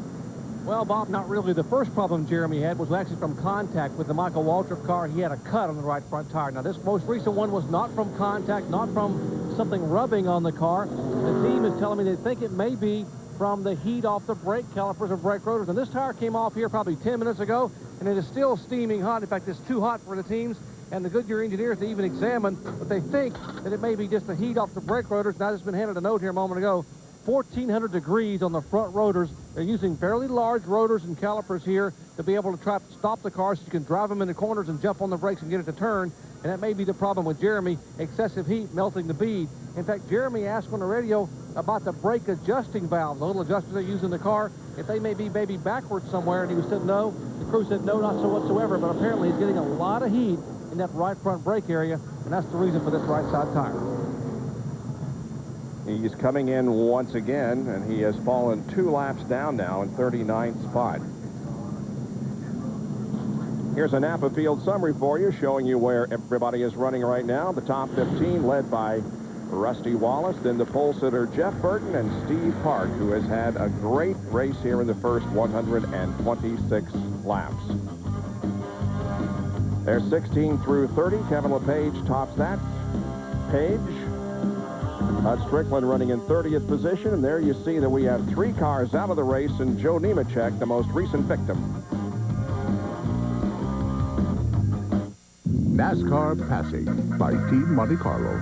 Come on, man, go, go, go. You're never going to get by anybody from this car behind us. Go, the big hell on the right. Let's go, go, go. Blah, blah, blah, blah. What'd you say? I guess my 7 NASCAR championships are clogging up my ears, huh? Now here, there's 2 ways to do this. There's my way and the wrong way. Want to be like the Earnhardts? Drive the all-new Chevy Monte Carlo. The cars more champions depend on. Chevy, we'll be there. Nice looking jacket. Special edition. Leather. Name your price, man. Your hat. Some people will give anything, hey Jack, to own the special edition NASCAR 2000 jacket. But it's yours for just $169 when you buy any Exide Select battery. And you'll be helping the kids at Duke Children's Hospital. Hey, Jack. Where's your hat? Look for details wherever Exide Select is sold. Nice hat. Thanks. You drive the way you drive. That's just the way it is. And that's fine. Because there's a new motor oil made to take it. Introducing new Pennzoil Synthetic with Penzane. Penzane was developed for the space program and is used by NASA. Don't change your driving. Just change your oil. Pennzoil Synthetic. It's rocket science for your car. Save up to $50 on leading car care products when you buy Pennzoil Clean Engine Formula at participating retailers. An A&E original movie presentation. The world's most dangerous private eye returns. Me, your hero, Spencer. In a story where the past won't let you go, obsession can lead to kidnapping. Joe Mantegna, Luis Guzman, Sin Air. Premieres September 12th on A&E. Kidnapping can lead to something dangerous. Spencer. Caution continues here at Richmond. They're having the same problem with Nemechek's car they did with Waltrip. They may require 2 wreckers to get that car off the racetrack. So we remain under our 4th caution of the evening. There is Joe's car down in turn number 1. It looks like they're going to be able to drag it off with just 1. Well, I don't think so. You're right when you said drag, and that's the only way we're going to get to go anywhere. Dale Jarrett is running in the 12th position here, and Bill Weber, did that bump with the wall a little bit earlier hurt him any? So far, they don't believe so, Bob. We can take a look at it, and you'll see it from Casey Atwood's onboard camera. The cars will come through turns 3 and 4. Here they are coming off of 4. Watch Jarrett on the right side of your screen just drift high and hit the wall. Now, you never just tap or brush the wall, although that didn't appear to be that severe. He ran about 5 laps under green before the caution came out, said it feels fine. Mark Martin did pull up, checked on it. Todd Parrott, his crew chief, told me that it looks okay. So right now they're confident that that car is going to be all right. Obviously, they'll find out again when they go back to green. But Jarrett did run about 5 laps under green before the caution came out, said it felt okay. Well, Dale Jarrett is the reigning NASCAR Winston Cup champion. Who will win it in the year 2000? Well, right now, Bobby Labonte is at the top of the point standings by 111, and right now he's the subject of our spotlight.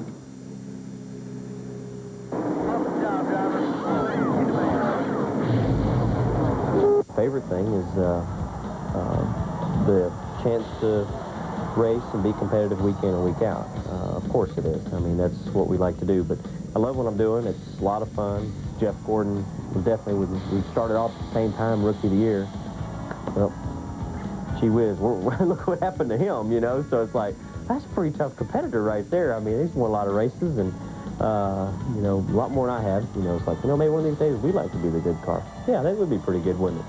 You can get your teeth knocked in because you think you got it figured out, and you really don't, because it's so competitive down the line through the top 43 cars that Rusty Wallace, Dale Earnhardt, Terry Labonte will have it figured out better than you will tomorrow if you think you have it figured out today. 10 races to go in the 2000 Winston Cup season, and Labonte holding on to the lead that he has held since California in April. He's in 4th position now as we get ready to restart. We were given the signal as it came by the start-finish line the last time. 1 lap, and we'll go racing again. Once again, the top 15. Earnhardt back in 10th spot. John Kernan is with Joe Nemechek, who had a hard hit of the wall. Bob Joe's been checked out in the infield care center. Joe, you all right? Oh, yes. Just want to say hello to Andrea and all my family back at home. Now I made it up. I'm okay. That's probably the hardest lick I've ever taken. Cut the left rear tire down going in turn 1, and that's the first time that's ever happened to me, and it was a wild ride. Fortunately, Joe is all right, Bob. And the race is back under green. Chad Little on the bottom of the racetrack there, trying to get a lap back. He is 2 laps down. Racing Rusty Wallace hard.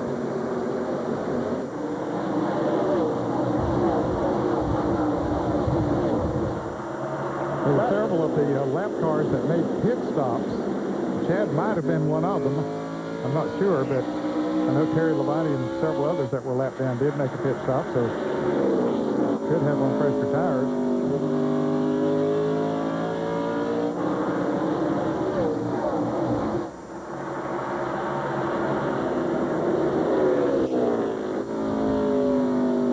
We did have 31 cars on the lead lap. Now we only have 30 because Ricky Craven lost a lap during a pit stop on the caution flag. Well, Chad Little will not get that lap back from Rusty Wallace. Now, the next question to be answered, can Jeff Burton pass Rusty Wallace? And last lap, Burton was just a little bit faster than Rusty. Rusty ran a 120.0, and Jeff was at a 120.2.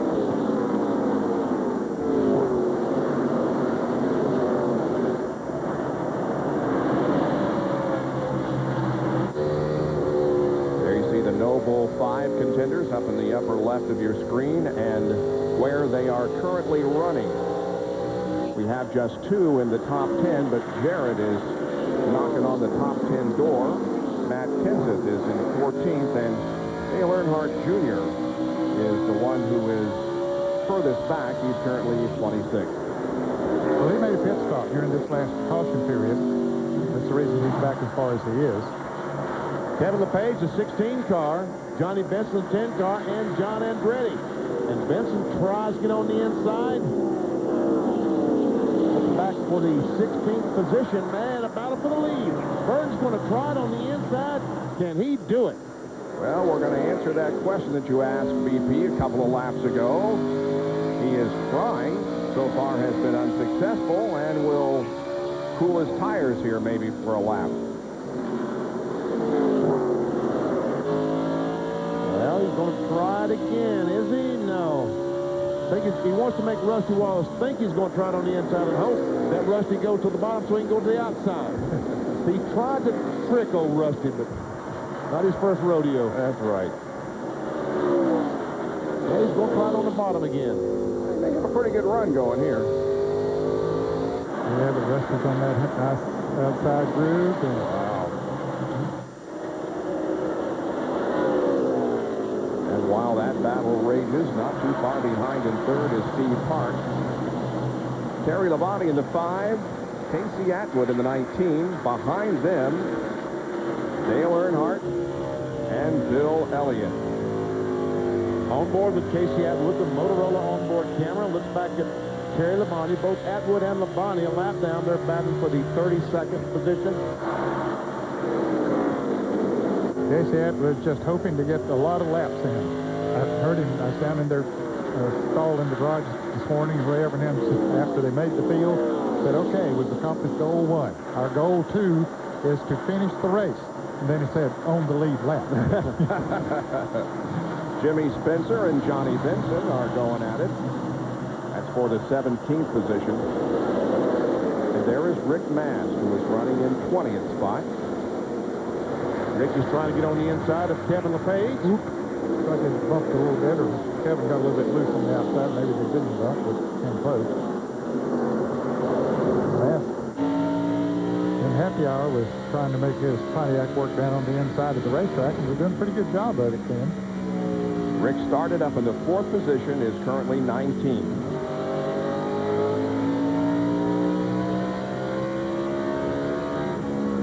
Like they're going by the 75 car of Wally Donovan, back the Roto-Zip car.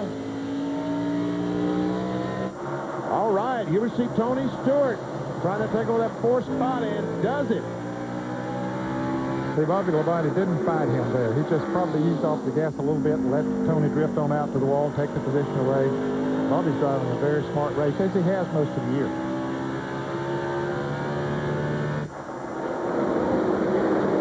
Jerry has more from pit road.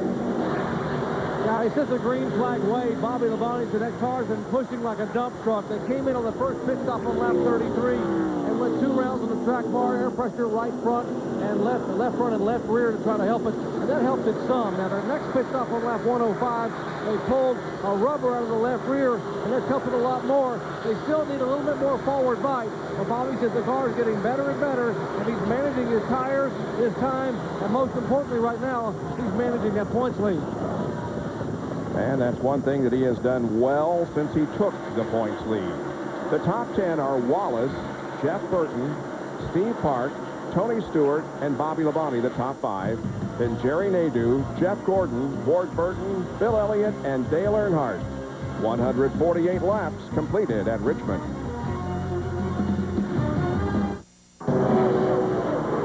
His car is green, right? No, blue. What's his number? 88. 88. Now, which one do we want?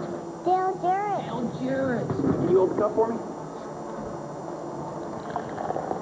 Hey, let me ask you something. What does that sound like?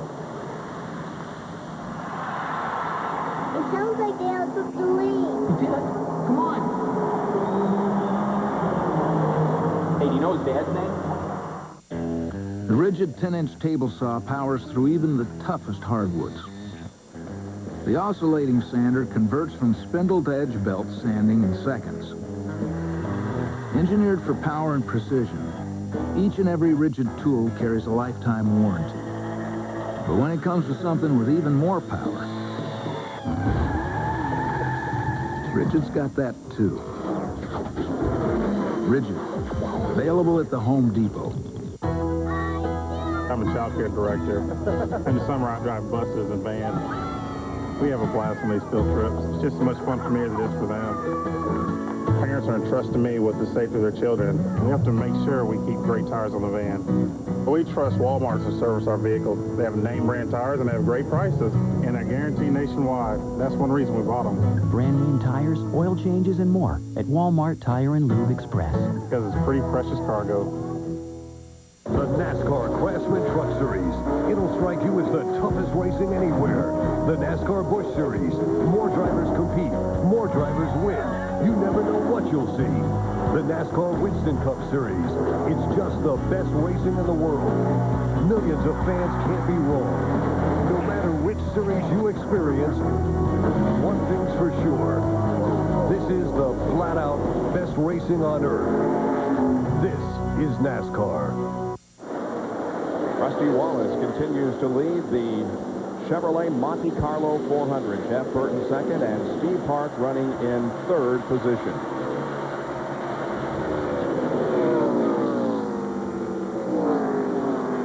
And these cars are so equally matched. It's really incredible. I don't know how anybody can pass anybody because they all run the same speed. Here's back in 21st, 22nd, 23rd on back on board with Mike Skinner, who's been trying to hold off Dale Earnhardt Jr. for the last several laps. Ever seen Mike Skinner's Lowe's Home Improvement Warehouse Chevrolet and the Bud Chevrolet of Earnhardt Jr. and behind them is the Jasper vehicle of Robert Presley, the blue car.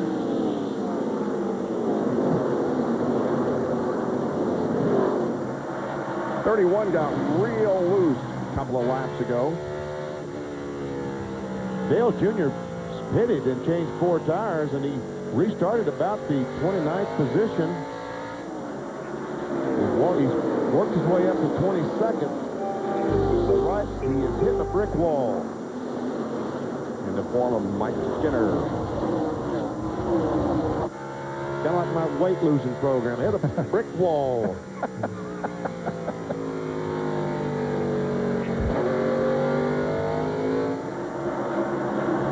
Jerry Nadeau continues a good run. He's 6th. Up ahead of him is Bobby Labonte, who is 5th. And Jeff Gordon is back there in the 7th position. Jeff Gordon is 5.5 seconds behind the leader, Rusty Wallace.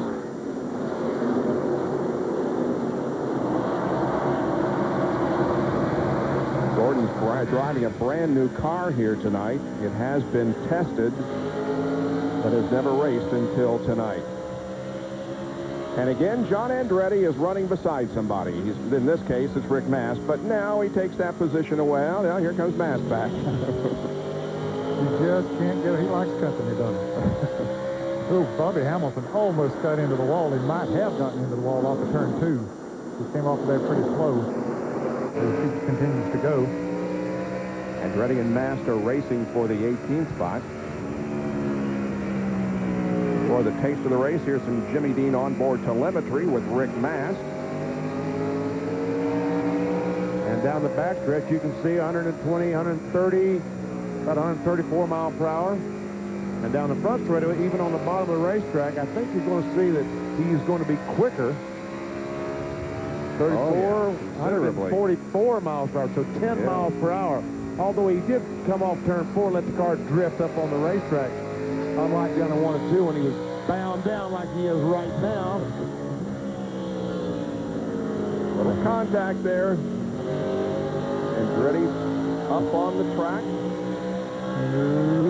Close again. It's amazing how wide apart they are in the corner and how close they get together when they get to the straightaway. Oh, Mast might have him now. He might have him. No, here comes. Oh, man. Rick, you had him. He thought he did, too. Easy for you to say, sitting up here in the booth. Yeah, exactly right.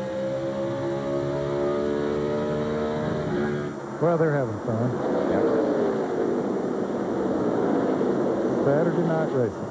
Yeah, he's almost got him. Yeah, finally got him. Right after. Well, here's another good battle. Spencer, Blaney, Martin, Benson. See, that is 13th, 14th, 15th. Behind him is Kenseth. That's 16th, 17th. And our next car that comes in this picture would be Rick Mast in 18th. Mark Martin is not running as well as he usually does at Richmond. No, he isn't. In fact, he slid back a few positions in the last 15 or so laps, Dean.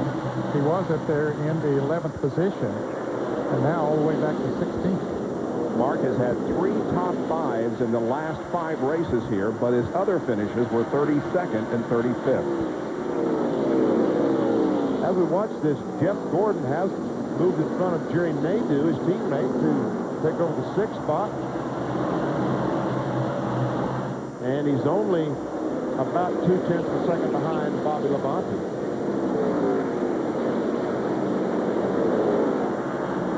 There's Ricky Craven, the Midwest Transit 50 car. He is a lap down, as Ned told you. Made a pit stop. Check on things up front. Well, they're pretty close. Yes, they are. Rusty Wallace trying to put a lap on Hut Strickland in the car number 90. Hut is in 29th position, so that'll leave 28 cars on the lead lap. Hut normally drives a red car, but this week, Hills Brothers is promoting their decaffeinated brand of coffee, and so it's green. As we watch this, the points leader, Bobby Labonte, the Interstate Batters Pontiac, he was about 2.5 seconds behind Rusty Wallace, the leader. Now he's falling back to 6 seconds behind. So, as Jerry Punch pointed out, they've been making changes on the Interstate Batters car, but they've got to make some more.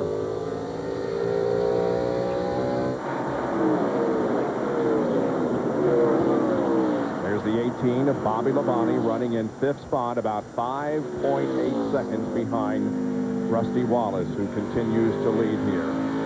Rusty has led now 80 laps. Jeff Burton has led 88. And Rusty is coming up on the 9 car of Stacy Compton, local Virginia driver, to put him a lap down in the 28th position. We'll take a break and be back with more live coverage in a moment from Richmond International Raceway.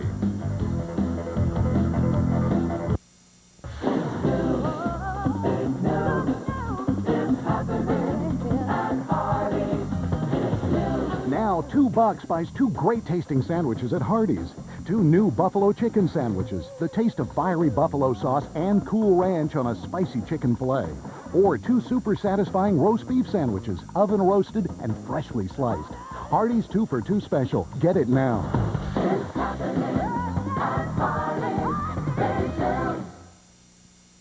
Typical car dealers pitch a no-pressure, no-hassle experience. That's not an advantage, it's a standard. What's truly important is saving time and saving money. At Don Phillips Jeep, we do both. Save time, meet the manager, get the information you ask for, choose your new Jeep, and we'll have you driving in less than an hour. Save money.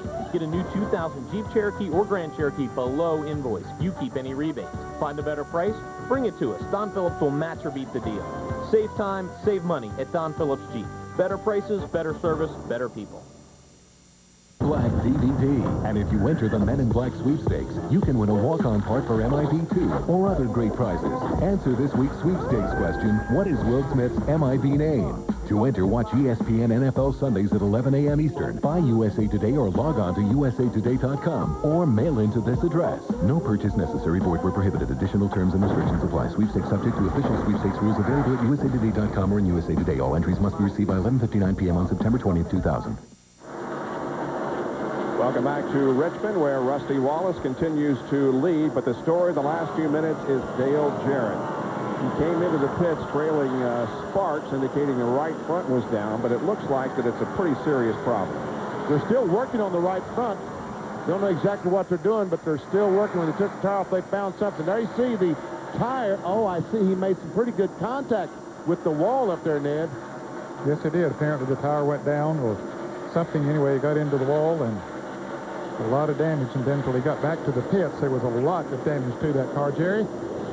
Unfortunately, you're right, Dan. A lot of damage to the right front of the Quality Care Service Ford Taurus. The man who sat second in the points coming into the night still sits on pit road, losing lap after lap under green. Now, Robert Yates standing beside me. I asked Robert a moment ago, was it a cut tire or could it have been the brake heat?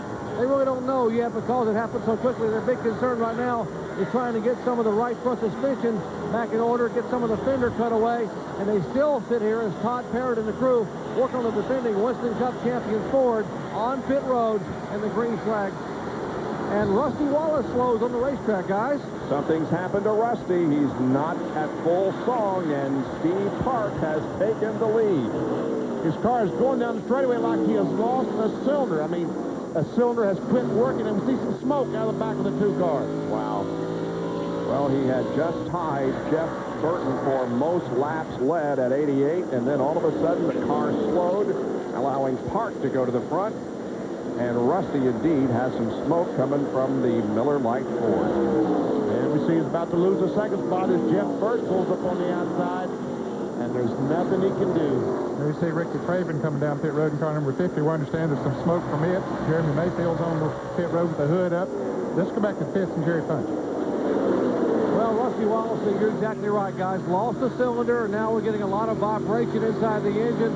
And Rusty said a moment ago, it may just be blowing up, guys. And what a great run he's had early on. He's just going to try to hang on, but it's just apparently getting worse and worse. And the team stands and watches Rusty, a brand new race car, the class of the field early on. And now he's riding on 7 cylinders at best and trying to be able to hang on as long as he can. Even though Smokey's going by, talking about Kenny Schrader in 36 car. And since he took the lead, Steve Park has stretched out his advantage over Jeff Burton. The official distance is 1.5 seconds, and he moved that up from 1.3 the previous lap. And look at Tony Stewart, who's in a position to challenge Burton for second. And he's making that challenge down the backstretch. He had a great run off turn 2. Got it. Well, not so quick. I said got he's got it. You're right, Bob. I should never argue with you, Bob. Oh, yeah, right. So Tony Stewart now second, Burton third, and another crash. Here's Dave Blaney visiting the wall. The third turn slides down the banking and onto the apron of the racetrack, but it does bring out our 5th caution of the evening. And you can see the right... Come on. See, the right rear tire was flat on the Dave Blaney automobile. And there's another car spun. Was that the 10 car? Oh, Kevin, there's another car spun. There's 2 cars spun back in the corner there. And the other one is Jimmy Spencer. Oh, man. And he's got some major damage. So it was a 2-car incident up in the 3rd turn involving Blaney and Spencer. Here it is. Oh, Spencer. Whoa. Spencer just gets... Oh, the 93 car was trying to go under the 26 car. Yep. Well, he was a victim of circumstances there. Uh-huh. He cut the right rear tire on Blaney's car down. Now all the leaders coming down pit road. 22 cars on the lead lap, and probably just about all of them will be making pit stops. Labonte the first to flank off and find his box. Wallace finds his mark. And now Steve Park. And that crew goes to work. Jerry? Winston Cup points leader Bobby Labonte says the car is finally coming in. They're going to put a half-pound air pressure back in the right rear. Said otherwise, don't touch it. 4 tires. Bill Weber. 4 tires and fuel for Park. He fights in the beginning, but he's good on the long run. He's on his way. Oh, a close battle off pit road between Park and Stewart. And a very close battle between Jeff Gordon and Bobby Labonte.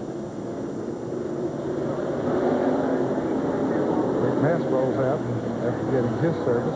And you saw Rusty Wallace also come out there, but the word on his car was that a big vibration, and he thinks it's blowing up. Well, the track crew is out there cleaning up the debris. Let's check out the crew cam on the Pennzoil Chevrolet. Kelly Kellis, the front tire changer, takes the tire off. Trip Bruce throws it on there. He puts some lug nuts on. Let's go to the left side, guys. He switches the gun. Watch the sparks fire. That's awesome. Trip Bruce throws it on there. All right. All right, let's go. Good stop. All right. Yes. Man, don't you love it?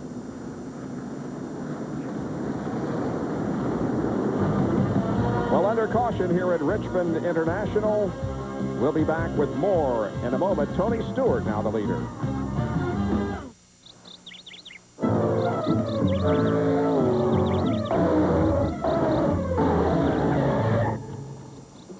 You missed a spot. Presenting The Day at the Gordons, where racing champion Jeff Gordon and his wife Brooke eat new Fritos Chili and Scoops. A hearty cup of chili and loads of Fritos corn chips. It's fast. It's filling.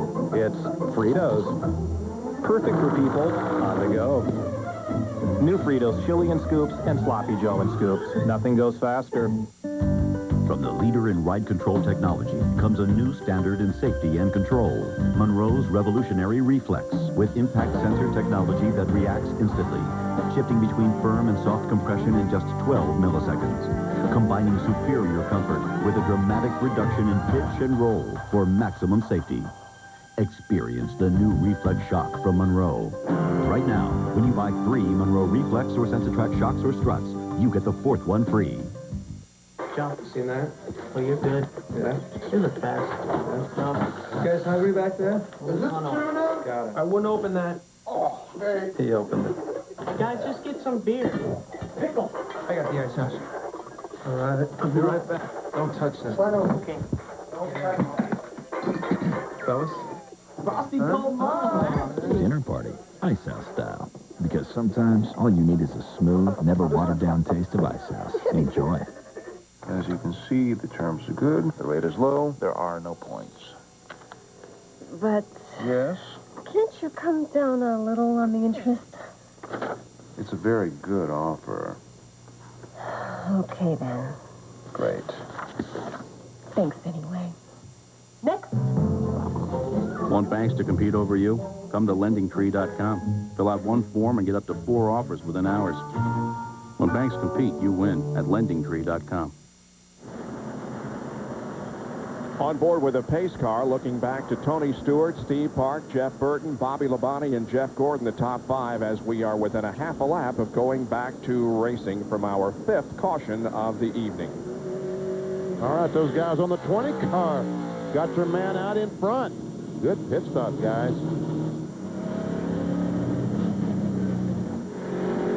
Do a little something in the paycheck on Friday for that pit stop. Okay, here we go. 22 cars on the lead lap. Nearing the halfway point of the Chevrolet Monte Carlo 400. Now being led by the Pontiac of Tony Stewart, but boy, look at Steve Park. What a run that Park got on the outside. Wow, he just drives around Tony. It's like Tony Stewart is on 6 cylinders as Jeff Burton goes by. Here's Tony Stewart on 6 cylinders. What's up? Boy, something happened. Just in one lap, Stewart falls back to 3rd, giving the lead once again to Park. But now, here's Jeff Burton challenging on the inside. This is the first time that Steve Park has led a race here at Richmond. Really? I remember one night he ran so good, I thought he was leading the race, but he was... I remember one night he had a tremendous run here a couple of years ago. And Jeff Burton's got a tremendous run off the corner. That's always a tough spot. Are they going to make contact when they get off that corner? That time, they did not. Now Burton comes up, moves Park up the hill all he possibly can, all he thinks he can, without making contact.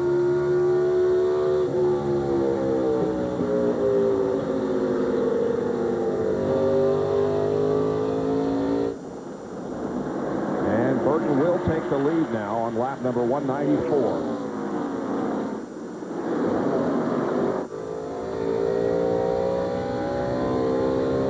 12 car, Jeremy Mayfield has gone behind the wall. The 11 car of Brett Bodine sits on pit road. And the 26 of Jimmy Spencer also went behind the wall for that crash on the backstretch. Well, Tony Stewart is maintaining his 3rd position at the moment, although Bobby Labonte is right on the rear spoiler of that car. I got a feeling, Bob, that maybe that set of tires just doesn't feel right to him. And Bill, what's wrong with Tony, if anything? Bob, at the beginning of runs, his car is tight. So what they have is that car is set up for long runs, very similar to the Steve Park car, which he has to battle at the beginning of the run, but coming to him later in the run. Stewart's car is just tight at the beginning. He's got fresh tires on there, but they did have a great pit stop, 14.99. The car should come to him in a couple of laps, then he should start moving toward the front again.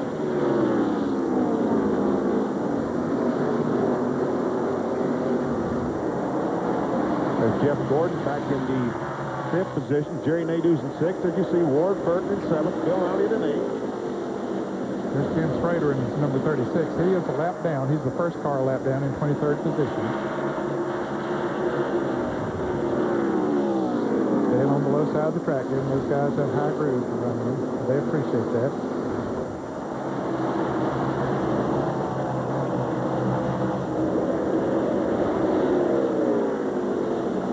Jimmy Spencer is with John Kernan. And, Bob, for the second week in a row, the 11 and the 26, some problems out there. Jimmy, do you think it might have been payback? Payback? He caused the accident last week, and he deliberately hit me again. I guess NASCAR's going to have to do something about it. I won't do nothing about it, you know. I'm just ashamed of the Kmart people and feel real bad for him. You know, we had a car capable of being in the top 5 for that Winston No Bull 5, and he ain't worth my sweat to go after. That's all I got to say. In the payback department, I meant for what Jimmy had said last week. I wasn't inferring that Jimmy caused the problem last week. Bob? Well, some strong words once again from Jimmy Spencer as he takes the car behind the wall. We'll see if they can get it back out there, but it looked pretty bad when it went behind the wall. Now, up front, once again, Steve Park and Jeff Burton are battling for the lead. We have completed the halfway point as they come down to complete lap number 201. Park just couldn't make it happen down on the inside of the racetrack.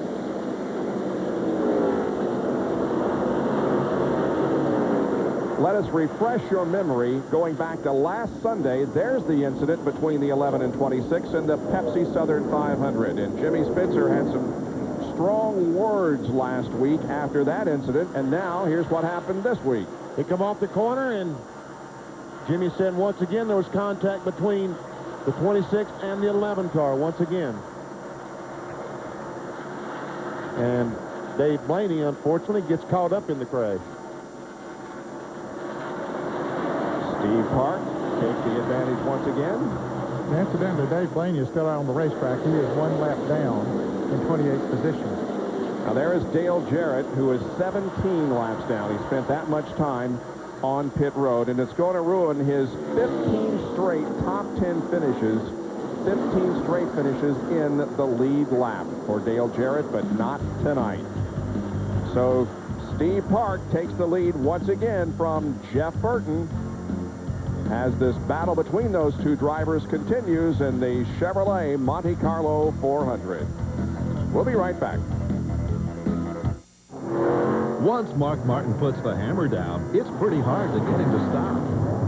Fortunately, the crew has its ways. You have your steak on the grill? WD brand steak. Brings him in every time. From the beef people. Guys, it's getting real loose on me. Hit next lap. Hit next lap? Hit next lap. Are you sure? I'm positive. What's going on, guys? Stay out or pit. Pit. No pit. Pit. Pit. Pit. No pit. Pit. No pit, baby. Pit. Don't pit. From the driver's seat to the pits, to anywhere NASCAR fans might be, Motorola technology is bringing the action closer to everyone. No pit over. Heat is holding position when your tires are ready to blow. Heat is making it through a 12-car pileup from 13th place.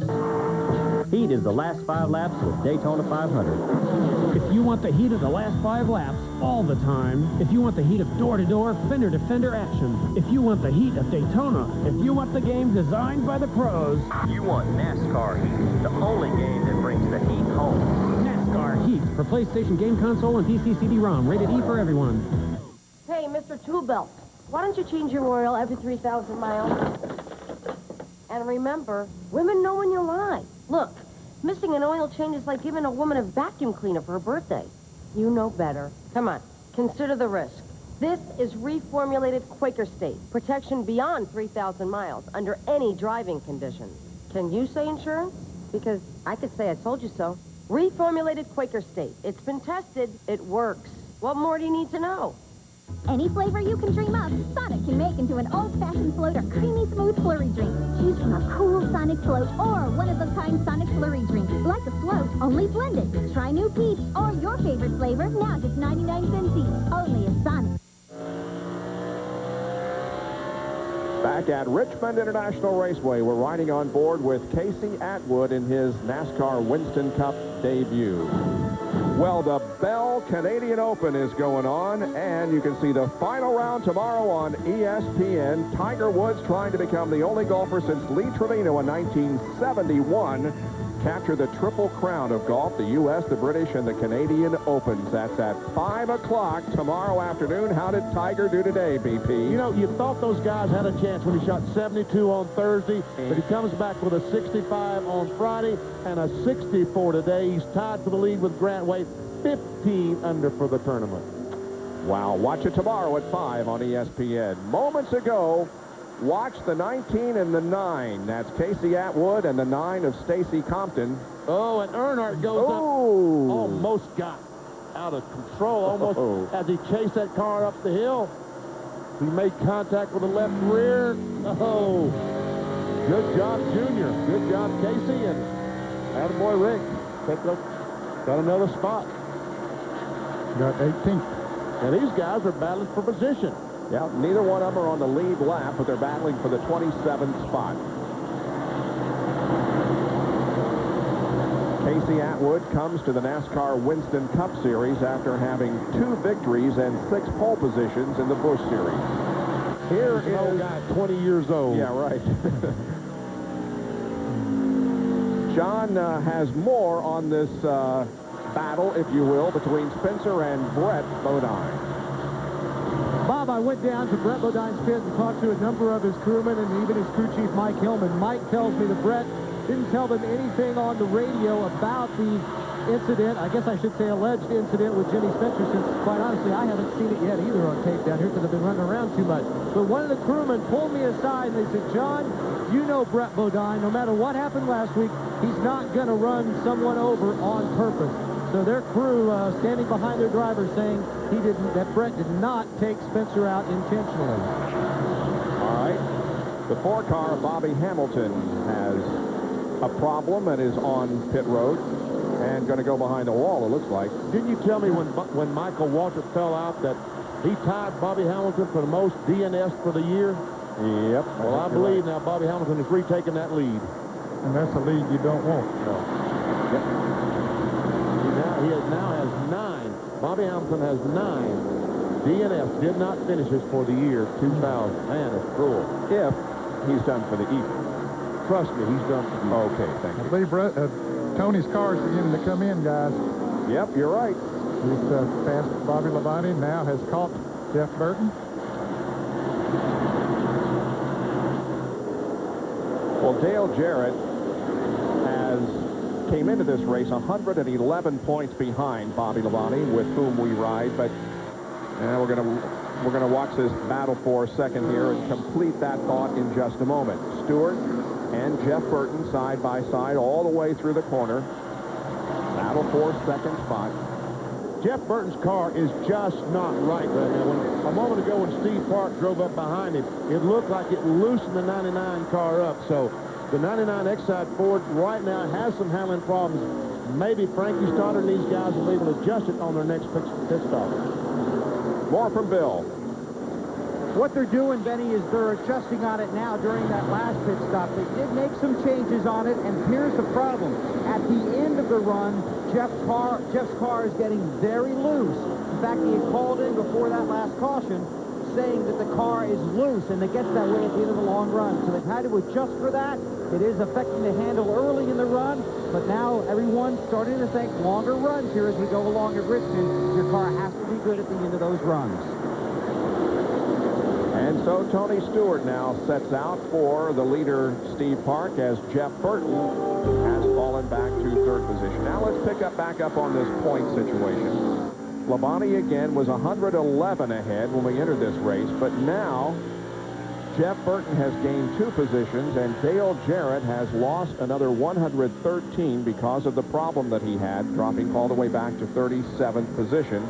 See that Tony Stewart has also gained 1. He's in 5th, and Rusty Wallace in 6th. That's points as of right now. Jerry has more on Rusty Wallace, and he is just about to get lapped.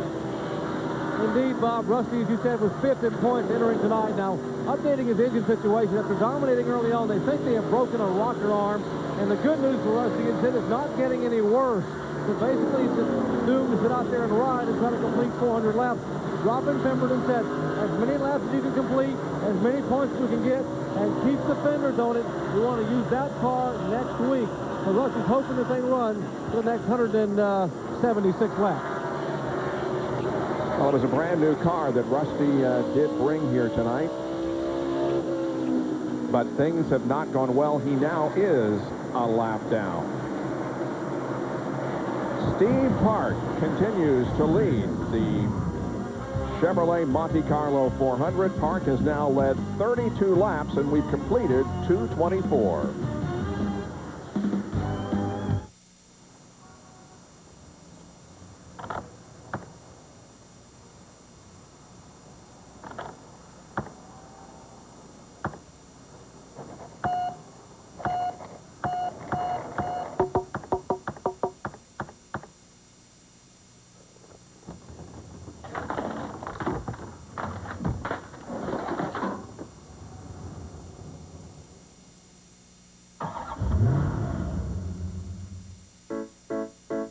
I see a little silhouette of a can. Mountain Dew, time to do the slam dunk go. Citrus taste and crunching, very, very exciting me.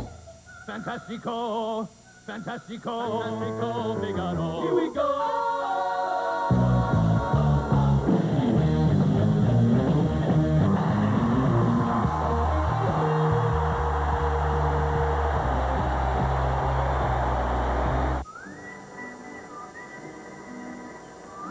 Now that Napa Auto Parts and accessories are available online, have we suddenly become hipper? Well, maybe a little. NapaOnline.com, where the world's largest inventory of ready-to-ship parts and expert advice you depend on in our stores, are now available online around the clock. And if something isn't right, you can ship it back or return it to your participating Napa store and we'll make it right. Actually, this is pretty hip. From the quarter mile at St. Louis to the third turn at Talladega to the pits of Laguna Seca. Wherever innovation is the margin between win and lose, the pros reach for the same tools you do. Craftsman, the official tools of CART, NHRA, and NASCAR. Back at Richmond International Raceway in Henrico County, Virginia, just outside the city limits of Richmond. The leader is the #1 car of Steve Park. The 77 car goes behind the wall. John? And what a huge disappointment for Robert Presley and his crew. They had made up 22 spots since the start of the race, but problem with the engine overheating. They may have broken a head because they brought it in to put water in, would not take in any water, just pour it right back out. So Presley and the crew decided to put the car on the truck and take it home and come back and try again next week. And you know, John, that's exactly what they did today in happy hour. They had an engine that started overheating. They pulled it out and put this engine in and had the same problem in the race. In his 14 short track races prior to tonight, Steve Park had led a total of 40. He just led his 41st here tonight. Mike Skinner of the Lowe's Chevrolet has gone a lap down. He's currently in 19th position. And that Tide Ride up you see up there, that would be the next car to go a lap down if Steve Park can catch him. It looks like the 14 car is smoking, like he might have lost a cylinder and run on 7 cylinders. He's definitely slowed down. Rick Mass had a good run going. He's still shown in 20th position.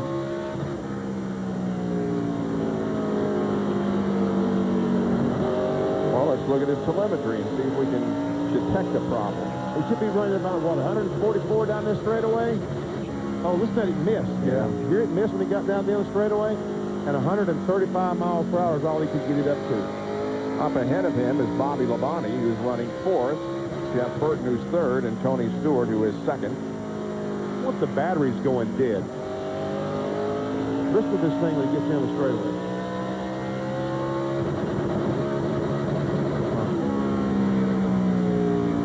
And they decided to put the 77 car on the truck. It's done for the evening.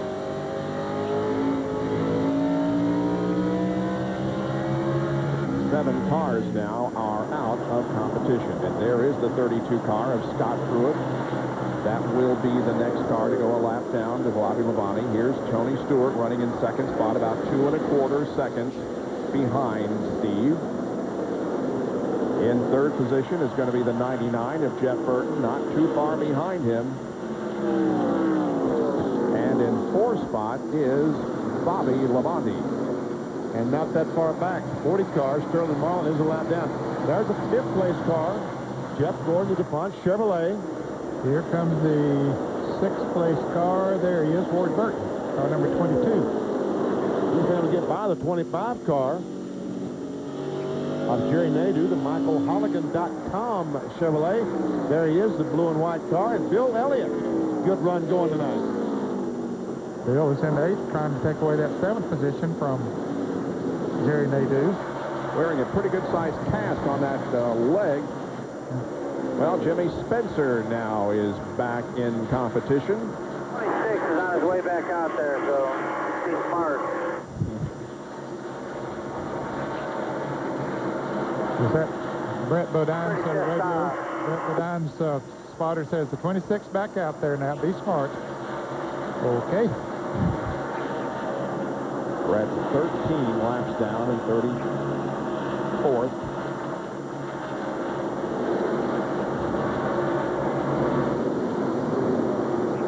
Now, Jimmy already told us that he wasn't going to do anything right. Yep, he said that in right. interview. Yep. And our folks down, our spotters in the pit area told us that the 14 car brake mast has in fact run now on 7 cylinders. And look who's about to go a lap down. It's one of our No Bull 5 contenders, Chad Little, a little bit loose there. But anyway, Steve Park is coming up on Dale Earnhardt Jr. Who is running in 17th position. Yes, those two cars out of the same stable, Dale Earnhardt Incorporated. For more on it, let's go to John Kernan. Well, Ned, the problem that Dale Jr. has been fighting all night long is the car has been extremely tight. They've made numerous adjustments on the car during their pit stops, but it still just does not want to turn when he goes into the corners. In fact, about 20 laps ago, Jr. radioed the crew and said, I don't know what is wrong with this car, and I don't know what we can do to fix it. That's amazing that both these cars coming out of Dale Earnhardt, it's almost like, and we see Mark Martin and Dale Earnhardt back racing for the 9th position.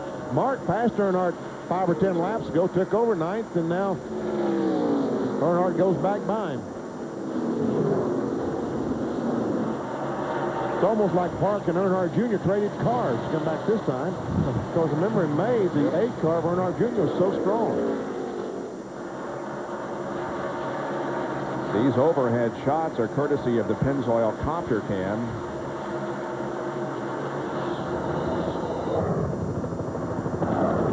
Following right now the 3 and the 6, but the Pennzoil Copter Cam has been following the Pennzoil Chevy most of the evening because Steve Park is the leader. And now here's a battle for 3rd place, Bobby Labonte and Jeff Burton. Bobby took a look on the inside, but couldn't make the pass then.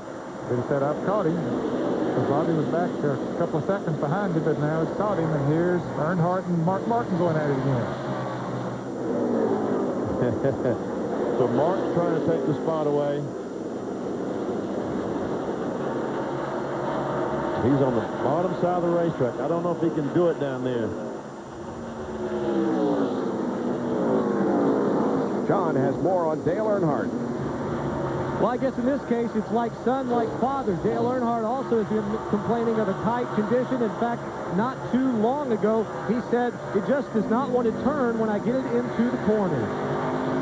Those guys are running about 13.5 seconds behind the leader, Steve Park.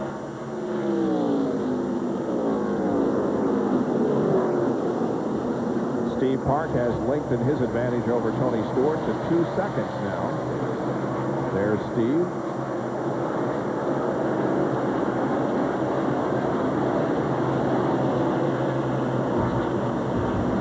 Stewart second, Bobby Labonte third, Jeff Burton and Jeff Gordon complete the top 5. Back with more in a moment at Richmond International.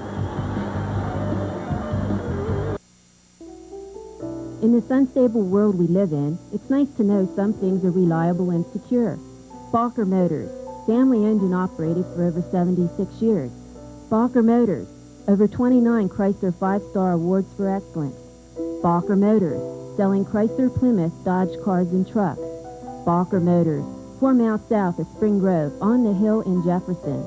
Balker Motors, where people are very important. When you need a new driveway or a driveway repaved, call Henson Paving, your local leader in paving. You've ridden on their work, you just might not have known it. Henson Paving can resurface your existing driveway or build one from the dirt up. All driveways are installed with the same care and attention to quality that we give our biggest contract jobs. When you need paving, think Henson Paving.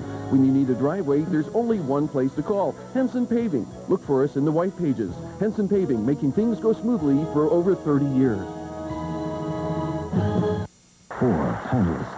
Sit down, young man. An eminent host. Your 2-minute drill begins now. Which Yankee shortstop? The only Monday Night Football analyst. Which tiny point guard had 19? Which manager was hired and fired 5 times? NFL defenseman has been. Which Houston Rockets forward? 1 very hot seat. 2 of the toughest minutes on television. ESPN's 2-minute drill, the ultimate sports quiz show, premiering Monday at 7 p.m. Hosted by Kenny Mayne. Back at Richmond International Raceway, Bob Jenkins, Ned Jarrett, Benny Parsons, John Kernan, Bill Weber, and Dr. Jerry Punch with you on this Saturday night. The 90 car of Hut Strickland is slow. Has coasted into the pits, Bob, and they're going up the hood, going under the hood with it, so it doesn't sound good. The 28 car of Ricky Rudd has had a slow and steady move to the front. He is currently being shown in the 12th position. He started way back in 26th. But he's about 16.5 seconds behind the leader, which means the leader isn't that far behind him. Because they're turning about 23 seconds a lap. Yeah.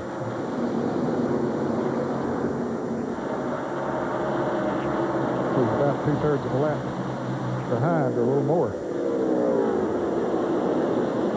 He has just one top 10 in the last 6 races here at Richmond, but has 12 top 10 finishes in the first 24 races of this 2000 season. And Ricky will celebrate his 44th birthday on Tuesday of this coming week.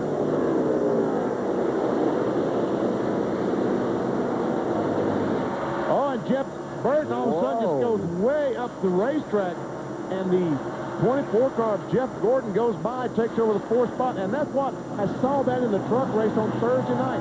These cars are going the corner and just boom, go right. It's like they just lose the car all of a sudden. And Burton is struggling now. Well, that's amazing. That car was so good early in the race. Boy, you talk about how championships are won and lost, and you might look back to this race to see how some drivers lost the championship, because several up in the top 10 have had problems. And look how Burton's car just skates up the racetrack. Again, I saw that several times Thursday night in the NASCAR Craftsman Truck Series.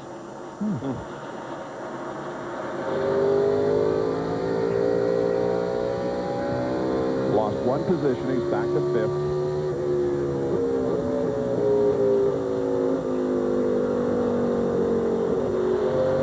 Just about 75 laps on the tires. You would think he should be able to go 100 anyway, but Burton is really struggling.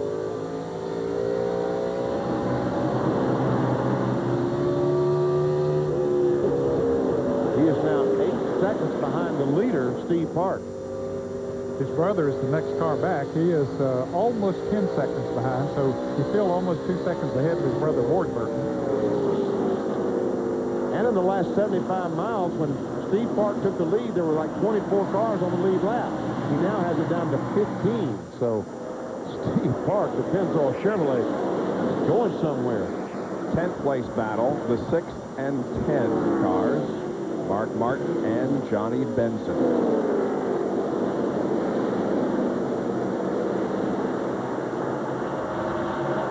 Dale Earnhardt, we saw he and Mark Martin racing together a few laps ago. He's now a couple of seconds ahead of Mark Martin. He's currently in the 9th position. See there, Rusty Wallace, as the car's lapped by him, he's running down on the inside of the track. He's still just one lap down. He's being shown in 20th position, but with that loss of a cylinder, just no way that he can compete. And here's the leader coming off of turn 2 and down the back stretch. And a Chevy race recap shows that Steve Park has led 71 laps so far. We've had 11 lead changes, 5 caution periods for a total of 41 laps, and the average speed just shy of 100 miles an hour. Take a look at those who have led here tonight. Jeff Burton has led the most so far. Sterling Marlin led 1 lap. And we have a couple of other drivers who have led just 1 lap, but a very important lap for points leader Bobby Labonte. Off the track currently is Jeremy Mayfield in the 12 car, and we have a whole bunch of them that are out of the race. Here is that list, added most recently the name of Hut Strickland. Michael Waltrip out earlier in the first car out with a crash up in turn number 1. So Steve Park now completes his 266th lap, and his advantage is 3.1 seconds over Tony Stewart. You're watching live coverage of ESPN's Winston Cup Series.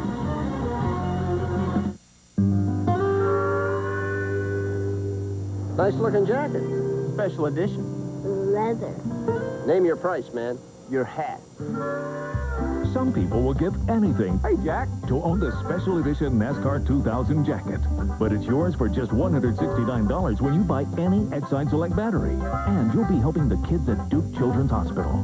Hey Jack, where's your hat? Look for details wherever Exide Select is sold. Nice hat. Sometimes you just got to get it done, no matter what. You can plan all you want, but you still got deadlines. Sometimes you need extra equipment. I'll tell you who saved my neck a time or two. Nation's Rent. They got what I want. They get it to me when I need it. It's newer, and it works. I can count on these guys. Nation's Rent carries Ingersoll Rand, air compressors, and compaction equipment. They get it done for me. Nation's Rent. 1-800-NO-SWEAT. Now, with one of these Nokia mobile phones, you can play 3-play just about anywhere. At the country club, dining al fresco, going to the beach. 3-play from ESPN.com. It's free. It's sports. Give me the briefcase. It's money.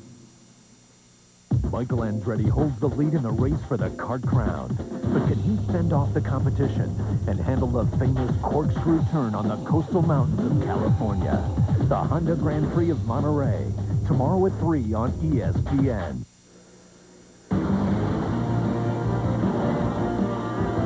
ESPN's coverage of the Chevrolet Monte Carlo 400 is being brought to you by Exide NASCAR Select, the official automotive battery of NASCAR. By Nation's Rent. For construction rental equipment, call 1-800-NO-SWEAT. And by McDonald's. We love to see you smile. Well, coming up at the conclusion of our race tonight, Sports Center, and Linda Cohn and John Anderson will have all the stories from the world of sports, including the big game today, Nebraska against Notre Dame. That was quite a game. Are the Canes for real? And Pedro Martinez hosting the Bombers. Those stories and more on Sports Center coming up after our race. That's Miss Cohn to you. I'm sorry. That's what she said last night.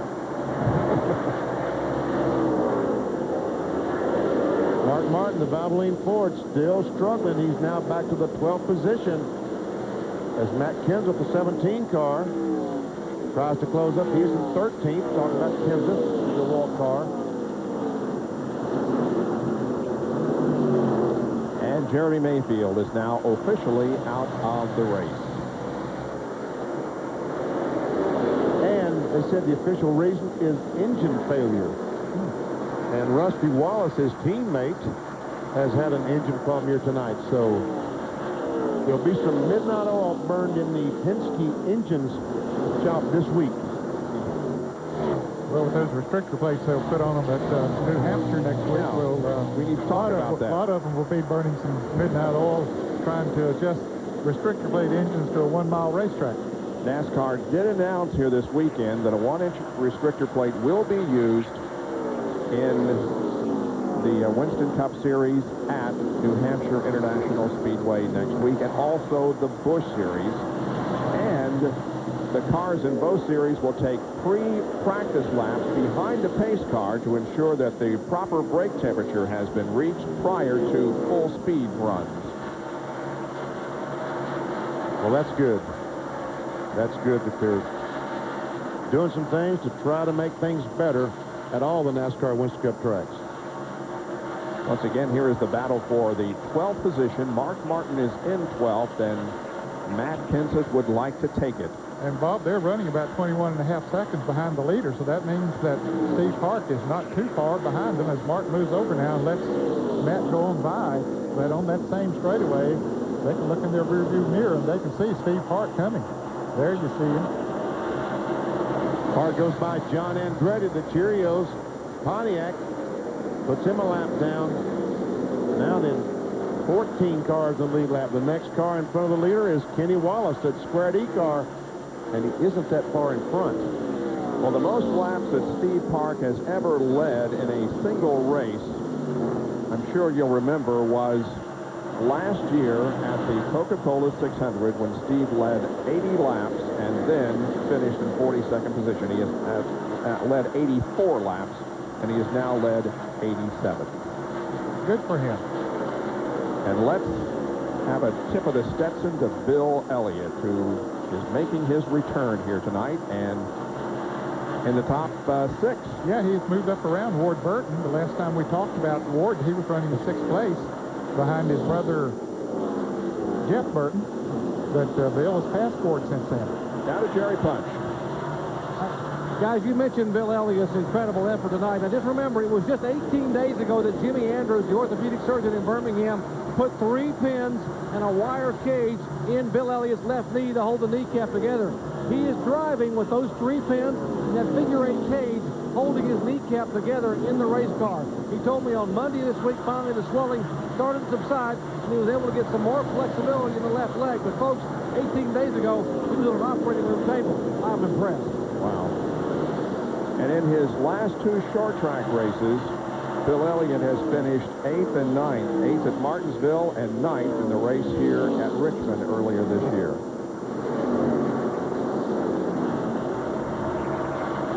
But Kevin LePage, the FamilyClick.com Ford, has just made a pit stop. Kevin is now 2 laps down in 27th position. He's having a good run tonight. Had a great run last week at Darlington, Kevin LePage. So Jimmy Spencer there by Bill Elliott. He had just made a pit stop to change tires a couple of laps ago. Ward Burton back in the 7th position. And Earnhardt gets by Jerry Nadeau. Oh, he did get by him. Takes over the 8th position. Well, Nadeau's car has faded in the last 50 laps. And Jeff Burton is now back to the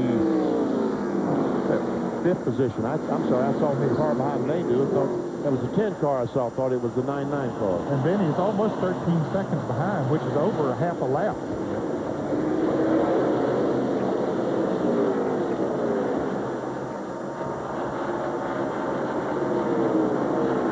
Well, we should be in a pit stop window here before very long, and so we'll set up that situation as we take a break. From Richmond International with Steve Park leading Tony Stewart, Bobby Labonte, Jeff Gordon, and Jeff Burton.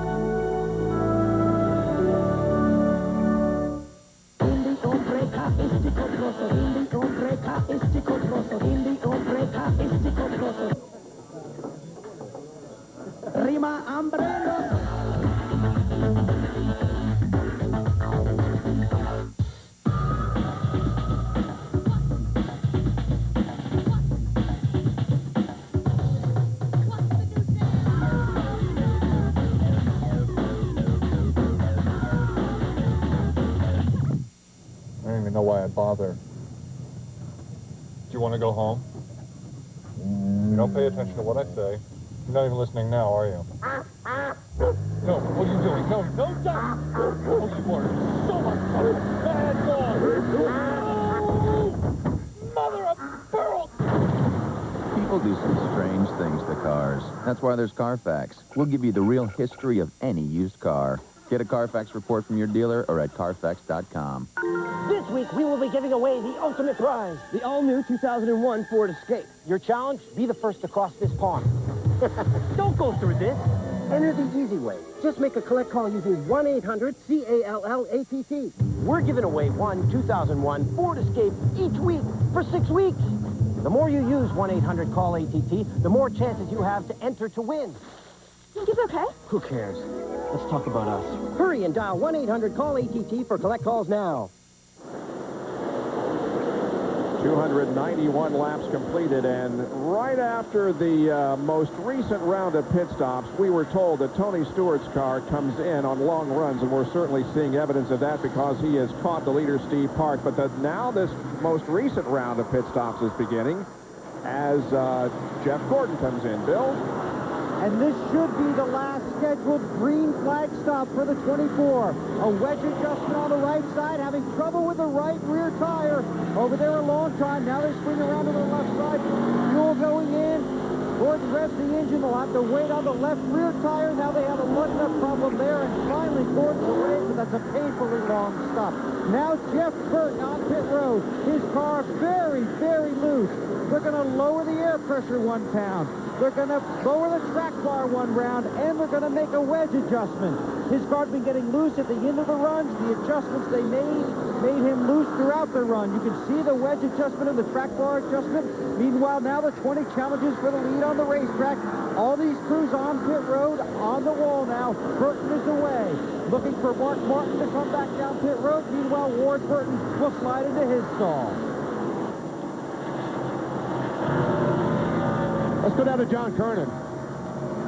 And Ricky Rudd is in. They've already completed the work on the right side. Left sides are coming on. No chassis adjustments for Ricky Rudd. Just 4 tires and fuel. 20 car of Tony Stewart comes in. The 22 car of Ward Burton goes out of the pit area. Dale Earnhardt's in. Matt Kenseth is in. These are all scheduled pit stops, John.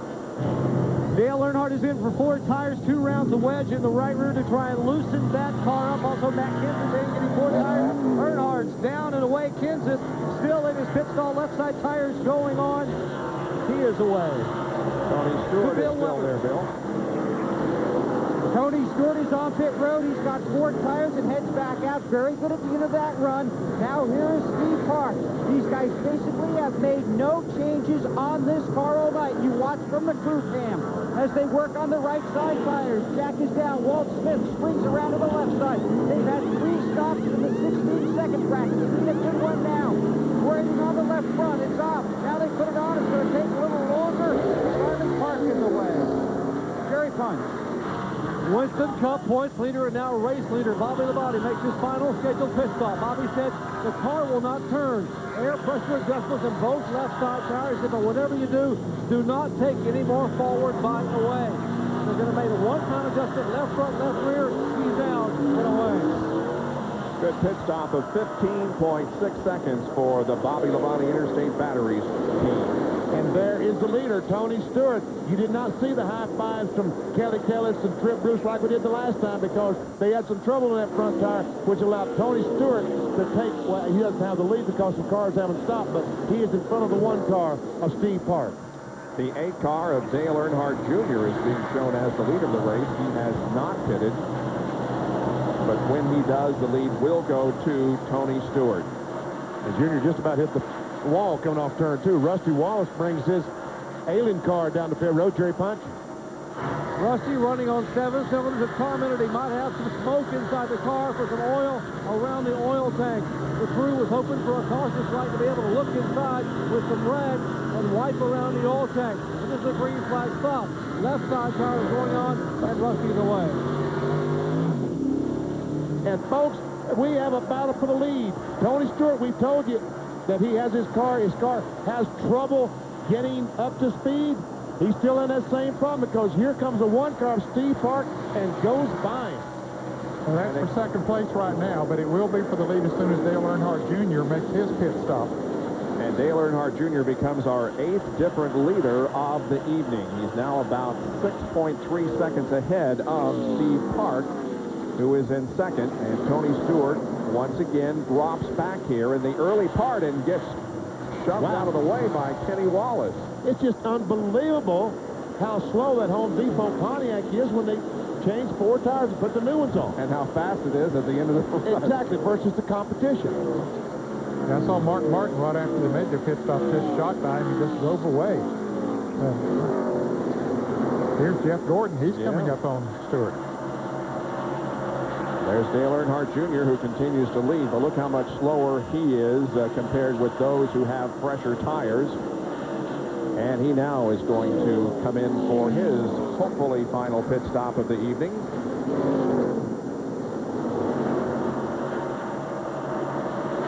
Down to John Kernan. Dale Earnhardt Jr. swings his Chevrolet into the pit stall. It'll be a 4-tire change. Air pressure adjustment. Remember, the car very, very tight.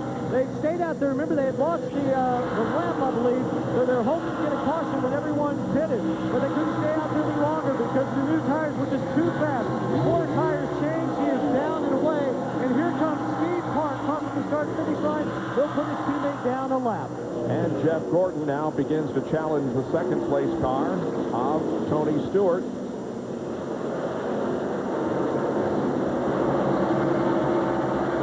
And Bobby Labonte also comes up on Tony. Stewart and Gordon started side by side in 11th and 12th. Now they're contesting the second position, and Gordon takes it. We'll check the speeds here at the line. Wow, look at Steve Park, 120.2, and everybody else is considerably slower than that. And Tony Stewart was just 117.5 miles per hour. I mean, it's almost like something is wrong once again, but the same thing happened before, so I'm sure it's the same thing. It just takes him some time to get that car going. And he just hopes that it'll go green from here on. Now that time, he's up to 118.5 miles per hour, and he's trying to challenge the 24 car back for that second spot. I want to give a call to Mark Martin's crew. They've made a tremendous pit stop. Remember, we saw him get lapped not too long ago? Well, right now, he is in 12th position, but he's about 3 seconds out in front of Steve Park. So he's back on the lead lap, and he hopes for a caution before Steve Park can get back up there to him. So Jeff Gordon back to third and Tony Stewart to second, but both of them are about 3 1/4 seconds behind this man and this car, the Pennzoil Chevy, being driven by Steve Park. He leads the Chevrolet Monte Carlo 400.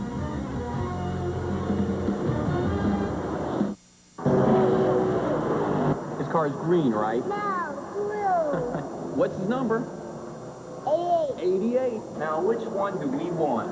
Dale Jarrett. Dale Jarrett. Can you open the cup for me? Hey, let me ask you something. What does that sound like? It sounds like Dale took the lead. He did? Come on. Hey, do you know his dad's name?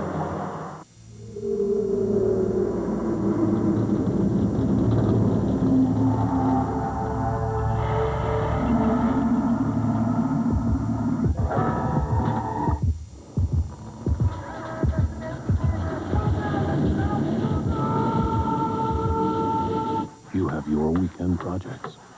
We have ours.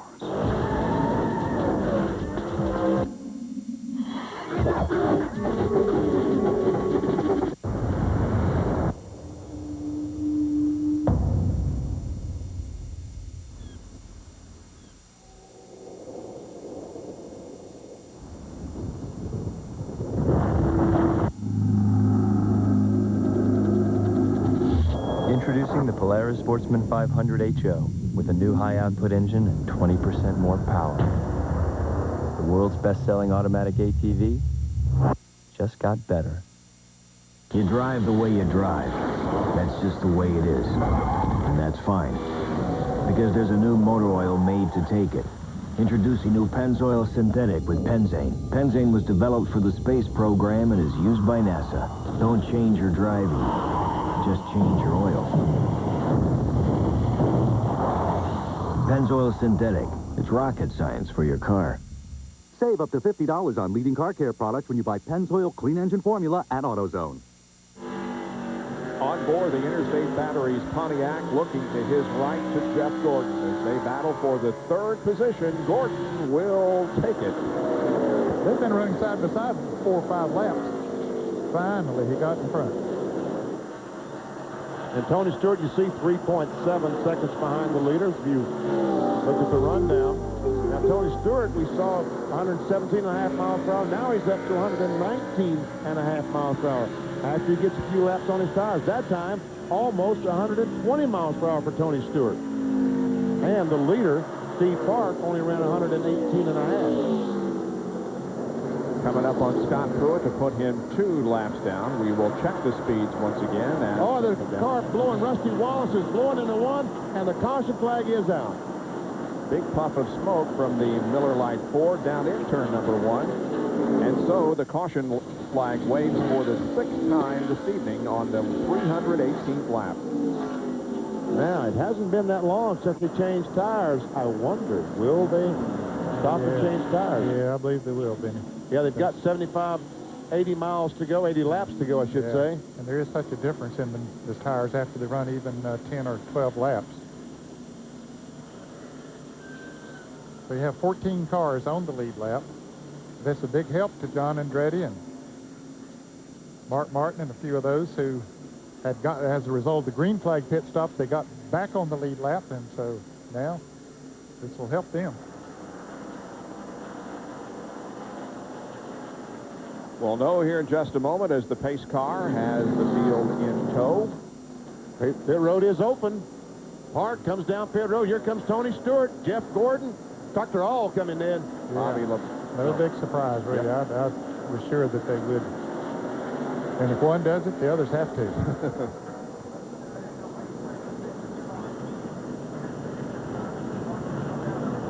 Triple split once again. Park, Stewart, and Gordon. Jerry? 1 round up on the track bar, half a pound of air back in the left side. Bobby Labonte said these tires felt flat the whole time. Let's go back to Bill Weber. Steve Park, Jeff Gordon, and Tony Stewart are all on pit road right in a row. Park's getting his left side tire, drops the jack. He'll be first out, gets around the 6, followed by the 24, then the 20 door-to-door with his teammate, then the 22 and the 94 also with a good stop. John? Dale Earnhardt was just in, no changes to the car. Remember last time they made that wedge adjustment, and he said the car was coming in. Ricky Rudd was held on pit road as a rear tire got away and rolled across the pits. So Rudd being penalized just sitting here on pit road. He has already left, been assessed the penalty. That could have been just very costly if that had happened under green.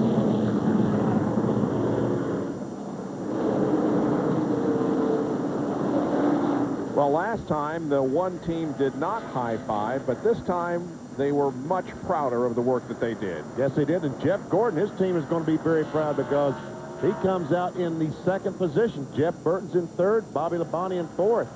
And Tony Stewart, now he's back in 5th spot, and we know how long it takes his car to get going on tires. So, man, it's tough for Tony Stewart.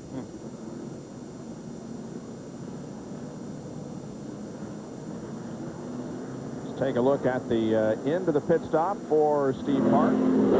Cars down, goes around the 6 car. Watch it. Oh, yeah. Steve Bill leading. He's a chief cheerleader there. We have 80 laps to go at the Chevrolet Monte Carlo 400 from Richmond. In this unstable world we live in, it's nice to know some things are reliable and secure. Balker Motors, family-owned and operated for over 76 years. Balker Motors, over 29 Chrysler 5-star awards for excellence. Balker Motors, selling Chrysler, Plymouth, Dodge cars and trucks. Balker Motors, 4 miles south of Spring Grove, on the hill in Jefferson. Balker Motors, where people are very important. Nobody, but nobody beats a best deal. Best Automotive gives you a GM Quick Lube Plus oil change in 29 minutes or it's free. We provide quick, courteous service with more than 140 combined years of GM Goodrich Service Plus. So for the fastest oil change around, come to Best Automotive.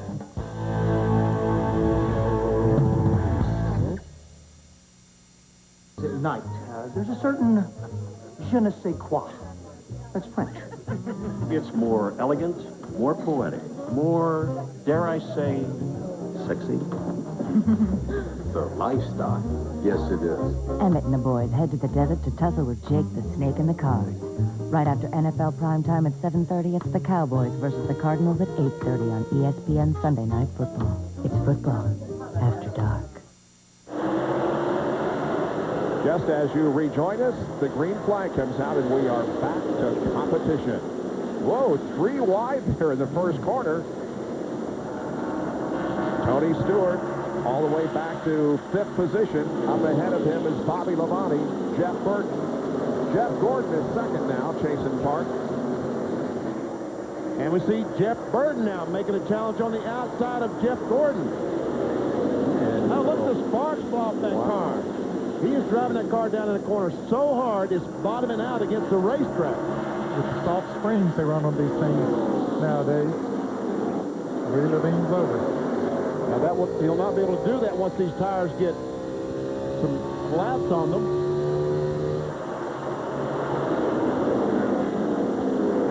And now Burton bears down on Park. So Dale Earnhardt Jr.'s car also sparking as he drove the car down in the corner. And he is not on the lead lap. He's 15th a lap down.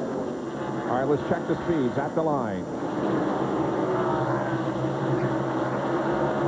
Check out Jeff Burton, the fastest time, 121 miles per hour. But Tony Stewart was the 3rd best car that time. Oh, Park's going inside, outside. Which way is he going? Burt says, okay, go locals. I want to go high. Can't quite make it.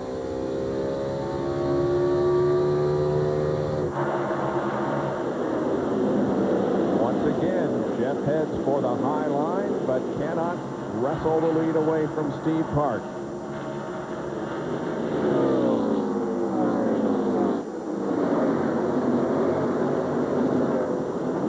There's a battle for the, 8th position? Oh, almost contact between a couple of Pontiacs, the 22 of Ward Burton, the 10 of Johnny Benson. There's Earnhardt watching these guys and trying to figure out which way to go. As we watch this battle for the lead, as Burton tries it down on the inside this time, we mentioned that we saw the 97 car coming out of the pit just as the green flag flew. Brett Bodine, I don't think we ever mentioned the fact that he got his car, the engine gave up on it, and he is now in the 97 car of Chad Little. Burton pulls alongside Steve Park. The Copter can keeping a close eye on this battle for the lead as they cross the line and complete the 329th lap. Well, Burton drove her deep down in the corner that time. Oh, but he's going to come up. Oh, yes, he's in the lead. Jeff Burton takes the lead on lap 330.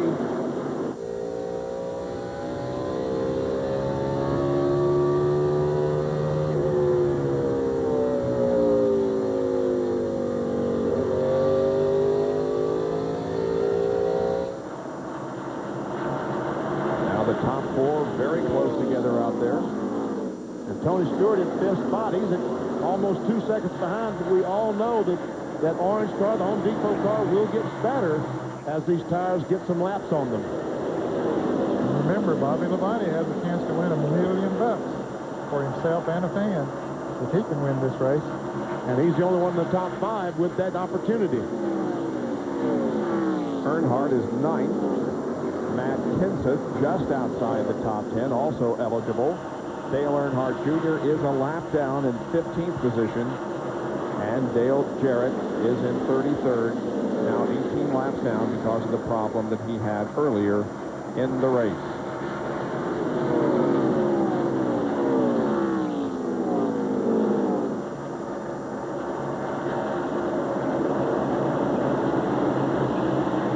Tony Stewart recorded his first NASCAR Winston Cup win here at Richmond a year ago.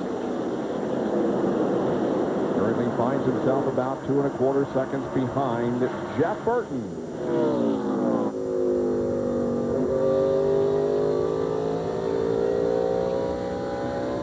Burton has led on 4 different occasions here tonight. He has currently led 101 of the 334 laps. There are the top 5. We'll be right back.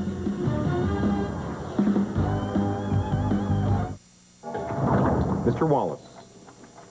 Anne, you are just going to love these terms. Your terms just aren't right. Sorry. I'm so sorry. You're vegan. Your rates are a little high. That's not good.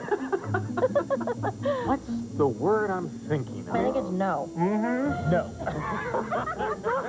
Want banks to compete over you? Come to LendingTree.com. Fill out one form and get up to 4 offers within hours. Oh, what a lovely time. When banks compete, you win at LendingTree.com. Local breweries. Beer shipped the same day it was born. Refrigerated distribution centers. Daily deliveries. Our exclusive Born on Dating.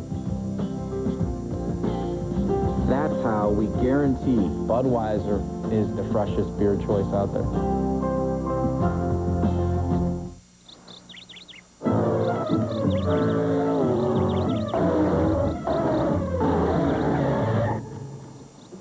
You missed a spot. Presenting The Day at the Gordons, where racing champion Jeff Gordon and his wife Brooke eat new Fritos chili and scoops. A hearty cup of chili and loads of Fritos corn chips. It's fast, it's filling, it's Fritos.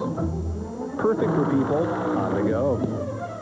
New Fritos chili and scoops and sloppy Joe and scoops. Nothing goes faster. On the road, even for an experienced driver, things are not always the way they appear. For instance, the blind spots around a truck. They can be a dangerous place to drive. Now that's the beauty.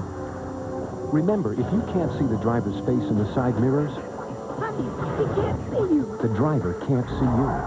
Stay out of the truck's blind spots, and you'll stay safe. For more tips on how to share the road safely, get this free booklet from Shell. Count on Shell. 60 laps to go in this Chevrolet Monte Carlo 400 here at Richmond International Raceway. It's nice to have you with us on this Saturday night here on ESPN. Here is the battle for 9th position. Mark Martin and Ward Burton. We've been going at it now for 2 or 3 laps. Ward running the high line and Mark running the low line. That's the line that Mark normally likes to run. But he's having a hard time making it work for him. Ward has 13 top 10 finishes so far this year. Ran 6th at Darlington last week after leading 59 laps. And you saw Johnny Benson running side by side with Ward Burton just a few laps ago. Well, Benson has pulled away from Ward and from Earnhardt. He's currently in 7th position, 5.5 seconds behind the leader, Jeff Burton. Mark trying to get that low line to work, but as you can see, it doesn't. As Ward Burton pulls him a couple of car lengths and they tried it down the corner. They're going to try it again. And when he can get the full, let it drift up next to the wall, it works pretty good for him. But when he's on the inside of Burton, then he has to shorten his curve coming off of there, and that's when it doesn't work.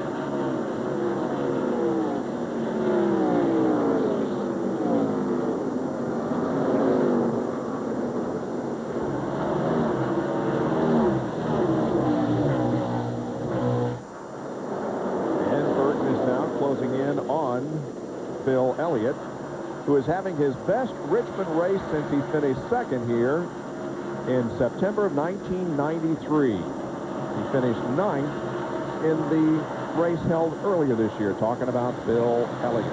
And Benson, you see, just slowly getting closer and closer to Bill Elliott for the 6th position. The Aaron's Rent Pontiac. Man, he's done a great job in that car this year. Just Sure a has. fantastic. Talking about Benson and that 10 car. They're all set with Valvoline, sponsor that car next year. So had a a 5th place finish at Michigan not too long ago.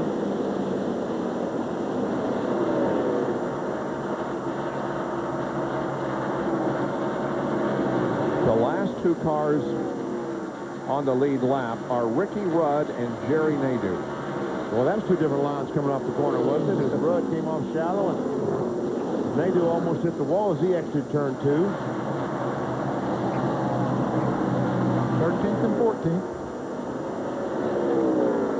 The Rudd has passed Nadeau since the green flag flew because Rudd was the last one out of the pits. He got penalized for a tire rolling away, and so he was the last car, last one to come out of the pit.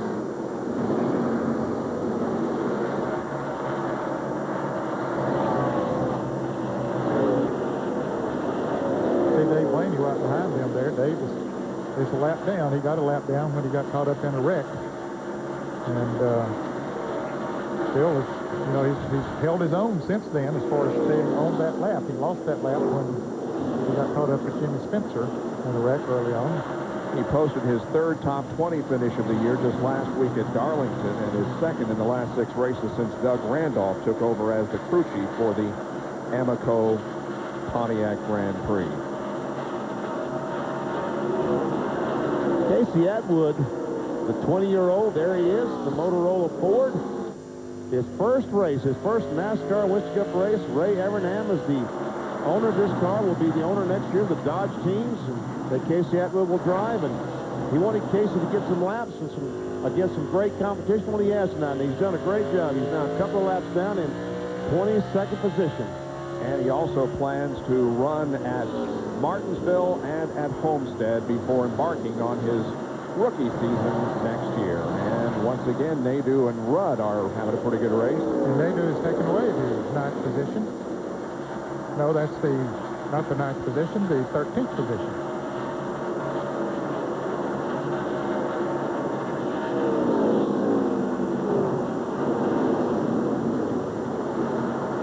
Meanwhile, Jeff Burton still leads this thing, but Steve Park isn't going anyplace. He's 2/3 of a second behind. Remember, before, Jeff Burton would run about 50 laps and then start slowing down. I only see the Lowe's car slow. Caution is out. Uh-oh, caution is out. We're probably going to see some more pit stops, some more tire changes, and this is a good break, I think, for Jeff Burton. If his crew can pull off a good stop and get him back out in front. Mike Skinner was running in the 18th position, but contact has put him on pit road, and it's also brought out our 7th caution of the evening. Mike stops the Lowe's Home Improvement Chevy down in his pit area, and we'll take a look at it from his onboard camera. Goes down in turn 1. The right front tire went down. Looked like, because it just shot right to the wall. I believe it's exactly what I saw the other night. They go down the corner, and all of a sudden they lose the back end. They got to chase it uphill, and it's going so fast, he chases it up against the wall. Now, you may be right. He may have a right front tire flare. You're probably right, too. I just responded the way she shot it towards the wall there right at the end. All the leaders are down pit road. 14 on the lead lap. Jerry? Bobby Labonte, 4 tires, no fuel whatsoever, just 4 tires, no changes. Bobby said the car couldn't get any better. Left side tires going on the current point leader. Let's go down to Bill Weber. And you look at the 99, the 1, and the 24, all on pit road. On Jeff Burton's last stop, they made an air pressure adjustment that makes him good early in the run. Labonte is away, waiting on the left front on the 99, and will keep it out. Followed by the 18, the 24, then the 1.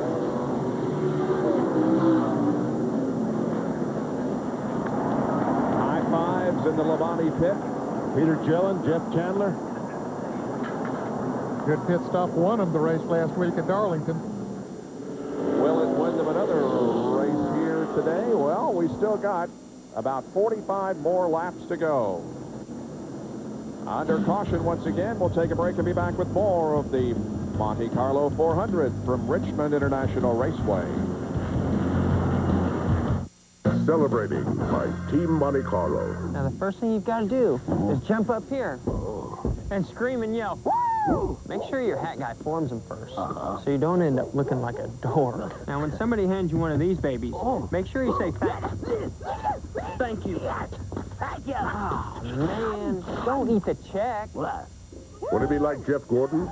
Drive the all-new Chevy Monte Carlo. The cars more champions depend on. Chevy, we'll be there. Any flavor you can dream up, Sonic can make into an old-fashioned float or creamy smooth flurry drink. Choose from a cool Sonic float or one-of-a-kind Sonic flurry drink. Like a float, only blended. Try new peach or your favorite flavor, now just 99 cents each. Only at Sonic. Hey, Mr. Two-Belt, why don't you change your oil every 3,000 miles? And remember, women know when you lie. Look, missing an oil change is like giving a woman a vacuum cleaner for her birthday. You know better. Come on, consider the risk. This is reformulated Quaker State. Protection beyond 3,000 miles under any driving conditions. Can you say insurance? Because I could say I told you so. Reformulated Quaker State. It's been tested. It works. What more do you need to know? For everyone who'd rather do it themselves. For these magnificent do-it-yourselfers, we make the versatile line of Wagner Power Painters. With power to handle today's thicker one-coat latex paints. An attachment that draws paint right from the can to paint straight up or down. And simple electronic settings to spray as wide or as narrow as this, which makes you more incredible than ever. If it needs painting, staining, or sealing, the choice is easy. Get a Wagner and get it done. Once Mark Martin puts the hammer down, it's pretty hard to get him to stop. Fortunately, the crew has its ways. Do I hear steak on the grill? WD brand steak. Brings him in every time. From the beef people. You paged me?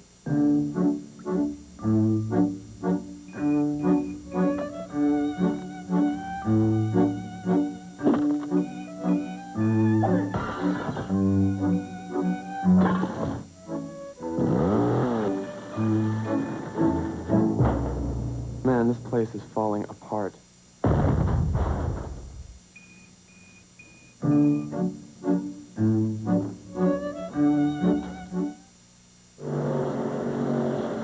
There is a problem with Bobby Labonte's car. What is it, Doc? Apparently, there is a power steering pump that is leaking on Bobby Labonte's car. Just like what happened in May. He is coming back down pit road. He got his worst finish of the year here at Richmond in May when he finished 26th. He's involved in an incident not of his own doing in the final 50 laps. And here we are, less than 50 from the checkered flag. And as he exited pit road a moment ago, there was a puddle on the pit road, and his car began to smoke. He came back in. As the field now is in turn 3. They're going to cut the power steering belt so the pump will stop working and it will stop leaking. Bobby is down and away with these final laps. No power steering. Wow, and he's just barely going to beat the pace of the field as they are accelerating and taking the green flag and going back to competition. And Kevin LePage is very slow coming up to speed. Ooh. It looks like that Labonte, if he stays on the lead lap, he's going to be very, very lucky, and I don't believe he will. I don't think he will either.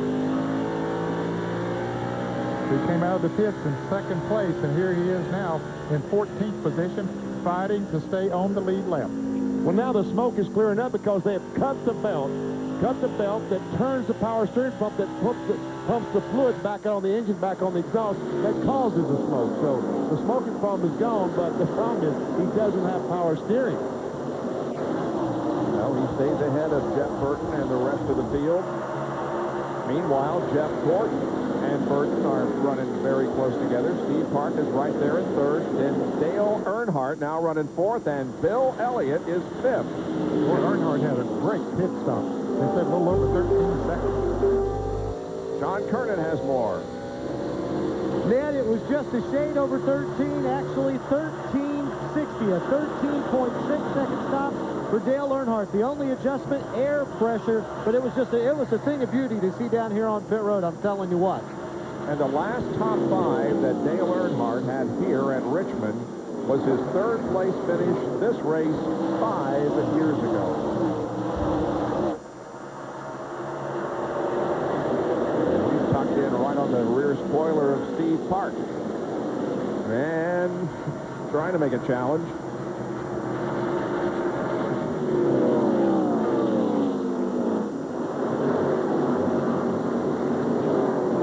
Got up there in first second. Steve Parker's leading that race, and Earnhardt running second. Steve Parker's about to have to pull over and let him go by. There's $1 million at stake for Earnhardt.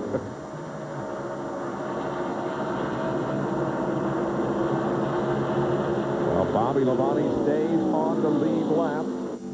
Just barely, but he is. Nevertheless, he is in 14th position now. And Kevin LePage, I think, has lost an engine in his FamilyPlate.com Ford. He went down the front straightaway the last time, and it did not sound good at all.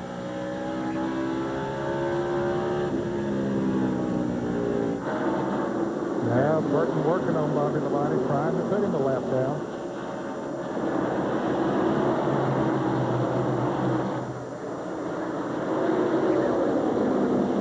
Jeff Burton, if the race were to end now and points were awarded now, would be in second position in the point standings, 166 behind Bill Weber.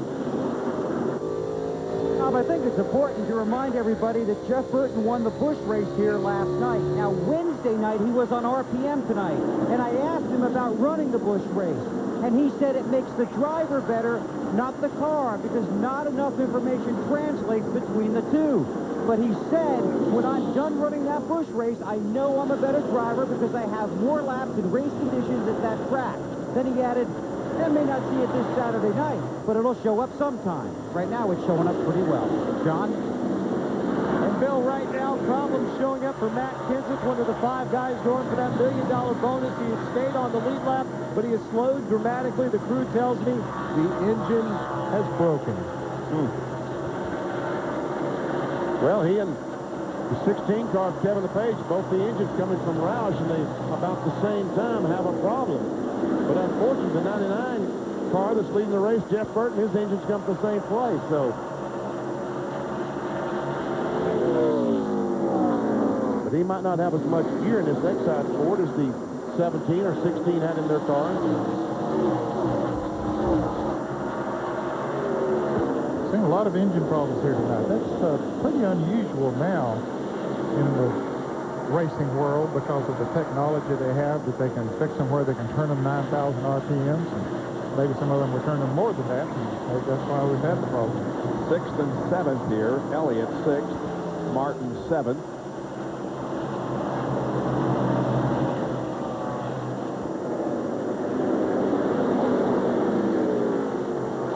And we see Tony Stewart up in front of that on the inside of Dale Earnhardt. It's called just a bit. There it is. Battle for the 4th position. Earnhardt is the driver doing best as far as those eligible for the $1 million bonus. Yeah, it looks like Winston can breathe a little bit easier now as far as paying out that $1 million, or $2 million actually. It's $1 million to the driver and $1 to the fan. But Earnhardt's still in there. We're not taking it away from him yet, but he's about 2.5 seconds behind the leader, but actually more like 3 seconds now on that last lap around. And Bobby Labonte now is, I think it's starting to wear on him trying to drive that car without power steering.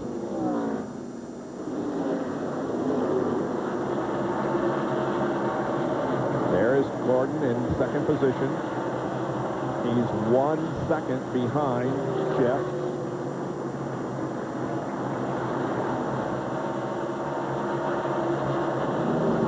Well, Jeff Burton in his career has 13 wins. 2 have come on a short track, and one of those was here at Richmond 2 years ago.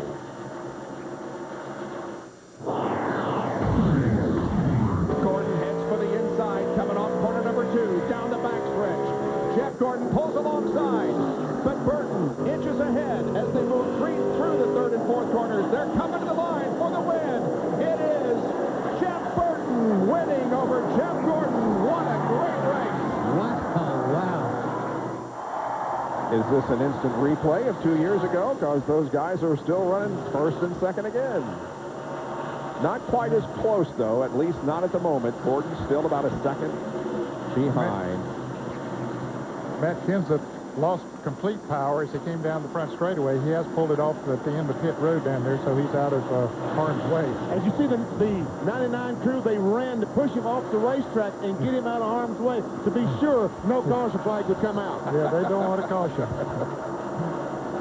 Gordon is closing in, though. He's reducing that interval,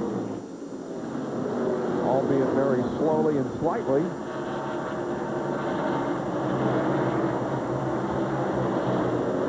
And once again, the battle goes on between Elliott and Martin, but up ahead of them, here is Dale Earnhardt, who's putting a lap on Bobby Labonte.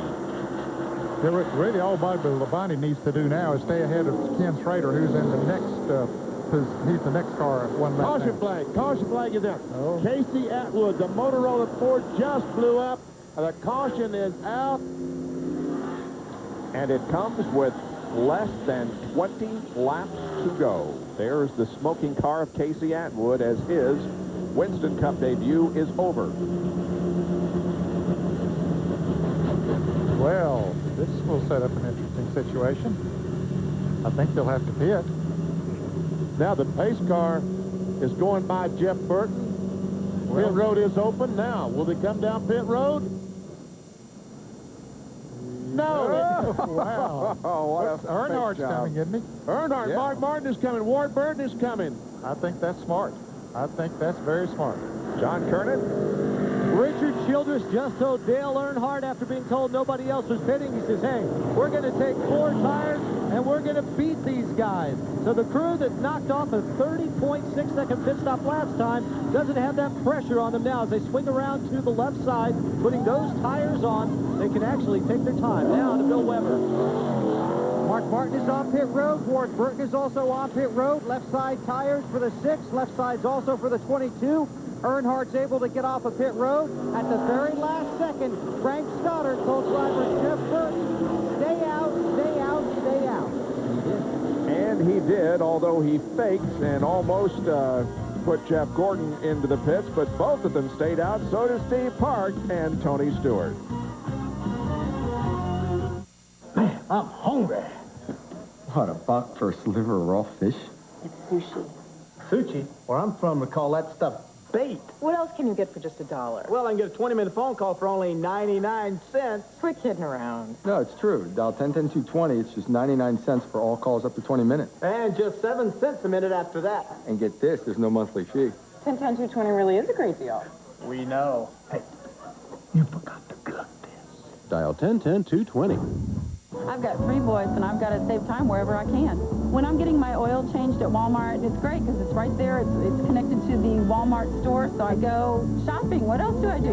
We drop the car off, and then we scatter in all directions. Electronics, sports, toys, and usually my car's ready before I am. I totally trust these guys.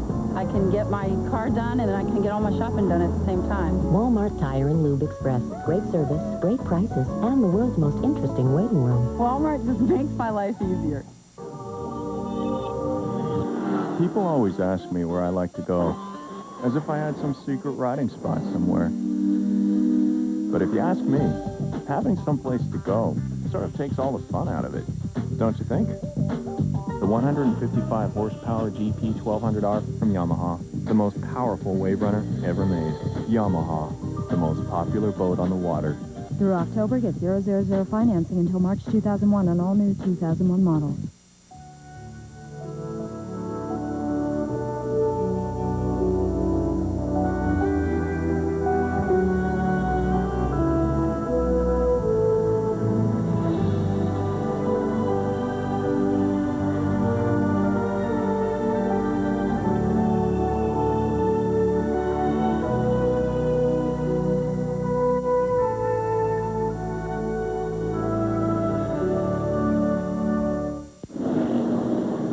Back at Richmond International, I was supposed to say right here that SportsCenter is coming up next, but I don't have to.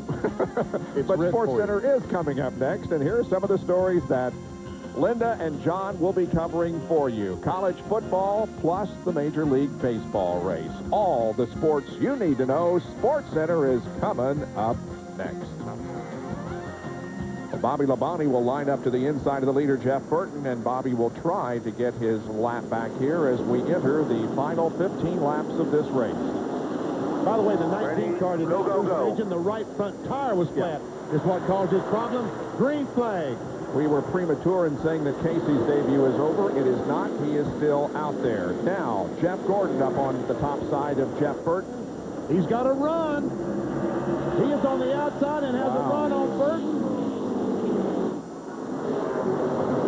If Dale Earnhardt can get through that traffic, he will mow them down with those new tires on. Gordon, I believe, will get credit for leading that lap, and that is the first time that Jeff Gordon has led tonight. Still a side-by-side battle for the lead. Gordon and Jeff Burton. And now Jeff clearly takes the advantage. And Earnhardt gets by Bill Elliott to take over the 5th spot. And he's on the inside of Tony Stewart, trying to get on the inside of Tony Stewart. That's for 4th. Elliott took 4 new tires, and he was the fastest car on the racetrack last time. He's less than a second behind Jeff Gordon, now the leader. He'll catch him and pass him. And if he does and wins the race, he will win the Winston No Bull $5 million bonus. And again, he is the fastest car on the racetrack. Gordon's second quick, and Ward Burton, who also came in for a pit stop, is shown as the 3rd quick that last lap. Here he comes down on the inside of his car. Steve Park. Didn't quite make the pass. He's just 3/4 of a second behind.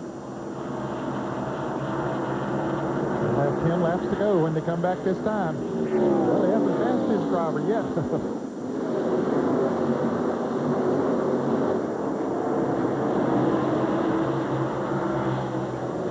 390 complete, 10 laps to go. This is the battle for 3rd position. Dale Earnhardt and the car that he owns, driven by Steve Park, and Park will not relinquish that very long. He's hanging tough, and his boss is trying to win $1 million.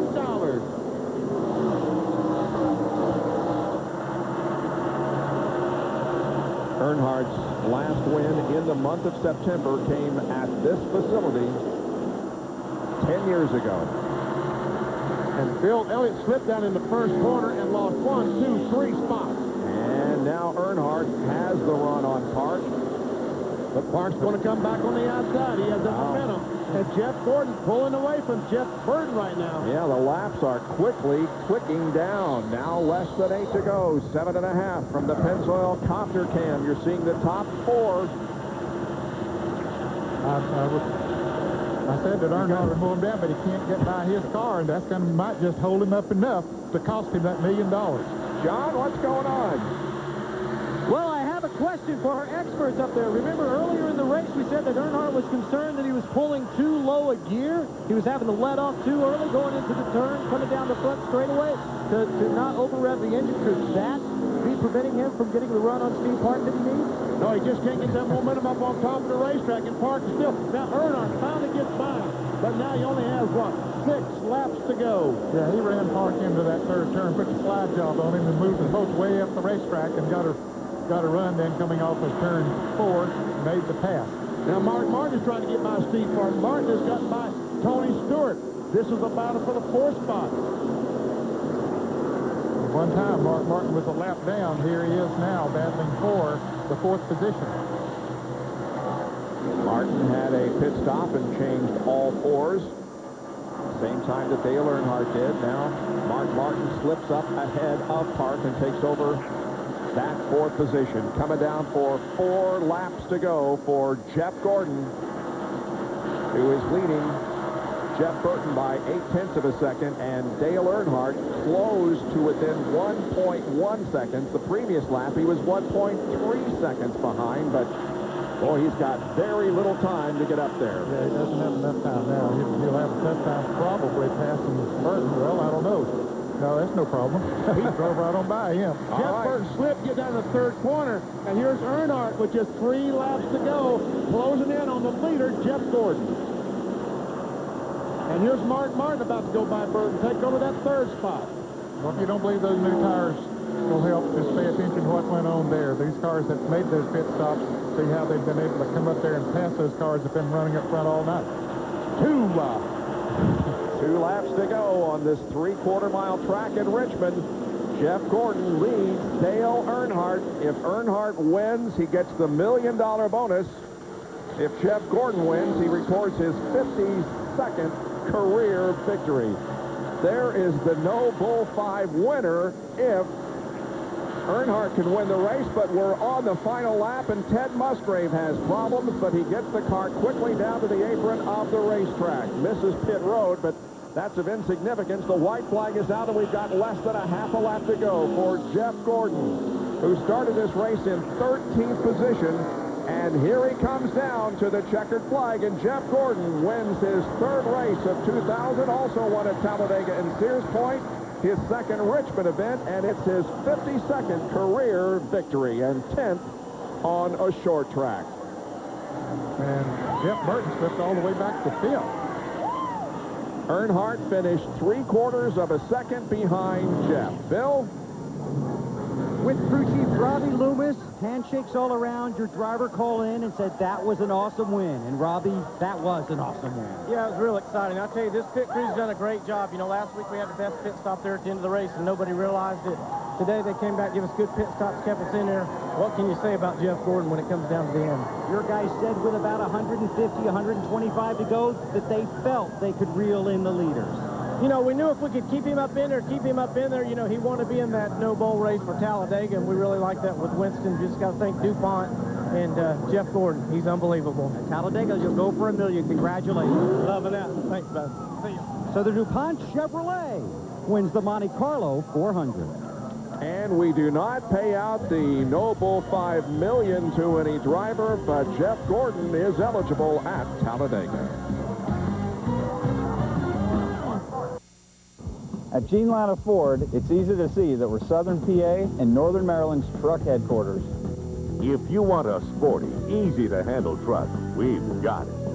Or if you need something tough and rugged, you'll find it here, too. Choose from over 100 trucks in stock. No one sells trucks with bigger savings and better service than Gene Latta Ford Buick. Completely satisfied customers are our trademark. We guarantee it.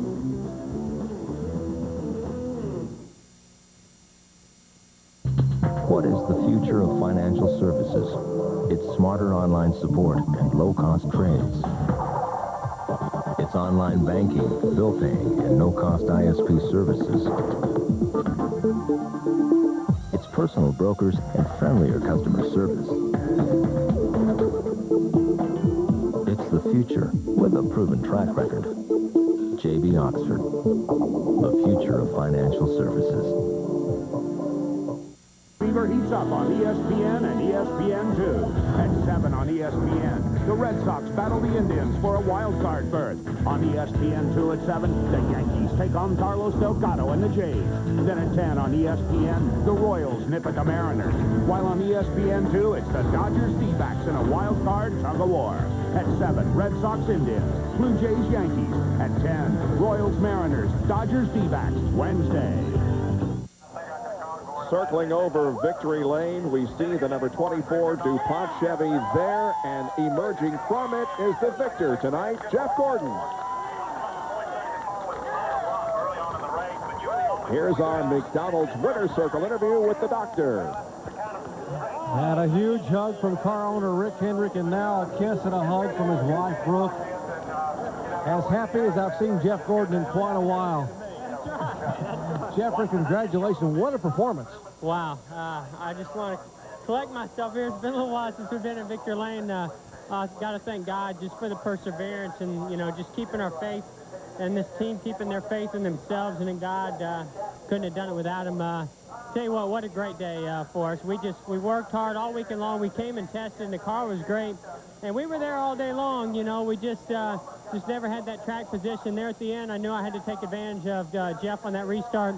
I had no idea Earnhardt and them guys were going to be coming that fast. So luckily I got out there and got to set a smooth pace. But I want to thank DuPont Automotive Finishes, Quaker State, Pepsi, GMAC, this guy right here, Robbie Loomis, Brian White, so all the guys in these Rainbow Warriors, Advanced Auto Parts, Man, I don't know. Hendrick Motorsports Chevrolet, you know, it was just an incredible night for us. I want to thank you guys from ESPN, Jerry. You guys have done so much for me along through my career, and I don't think I'd be here without ESPN and all those Thursday Night Thunders, Bob Jenkins, and, you know, Benny and Ned and all those guys. I appreciate everything. This is a great night for us. It was a super night, and thank you for the testimonial, Jeffrey.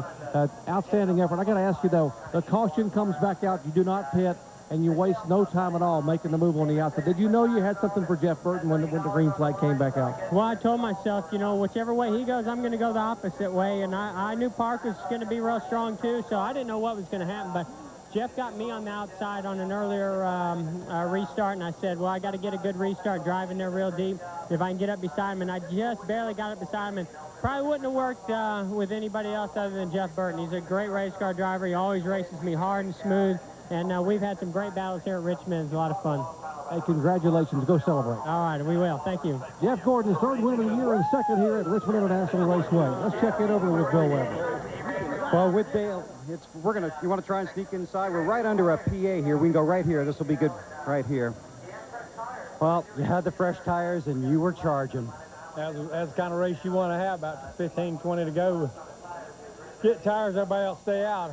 I raced Park a little bit too long, but he's trying to hold position, and he done a good job staying where he did in top 5, and thought we could get him.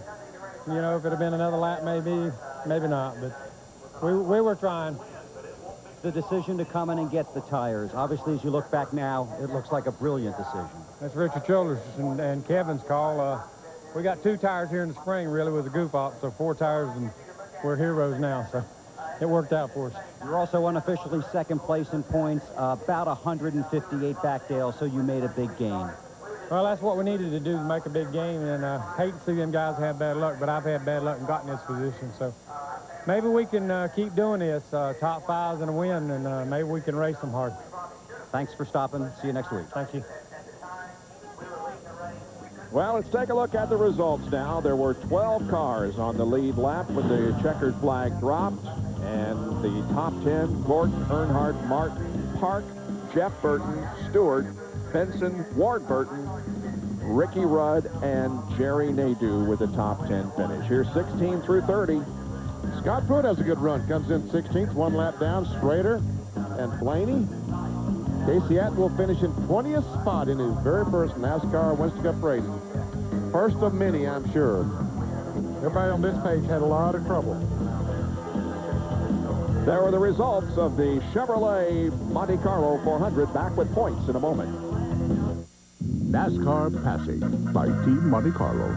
Come on, man, go, go, go. You're never going to get by anybody. This car behind us, go. The big hell on the right. Let's go, go, go. Blah, blah, blah, blah. What'd you say? I guess my 7 NASCAR championships are clogging up my ears, huh? Now, here, there's 2 ways to do this. There's my way and the wrong way. What'd it be like the Earnhardts? Drive the all-new Chevy Monte Carlo. The cars more champions depend on. Chevy, we'll be there. Okay, sweetie, on your toes. Swing through the ball. Through it. Eye on the ball, hun. We're working on the forehand. Okay, let's try backhand. We'll work backhand. Okay, you just need to connect with the ball. Let's stay in the game, sweetheart.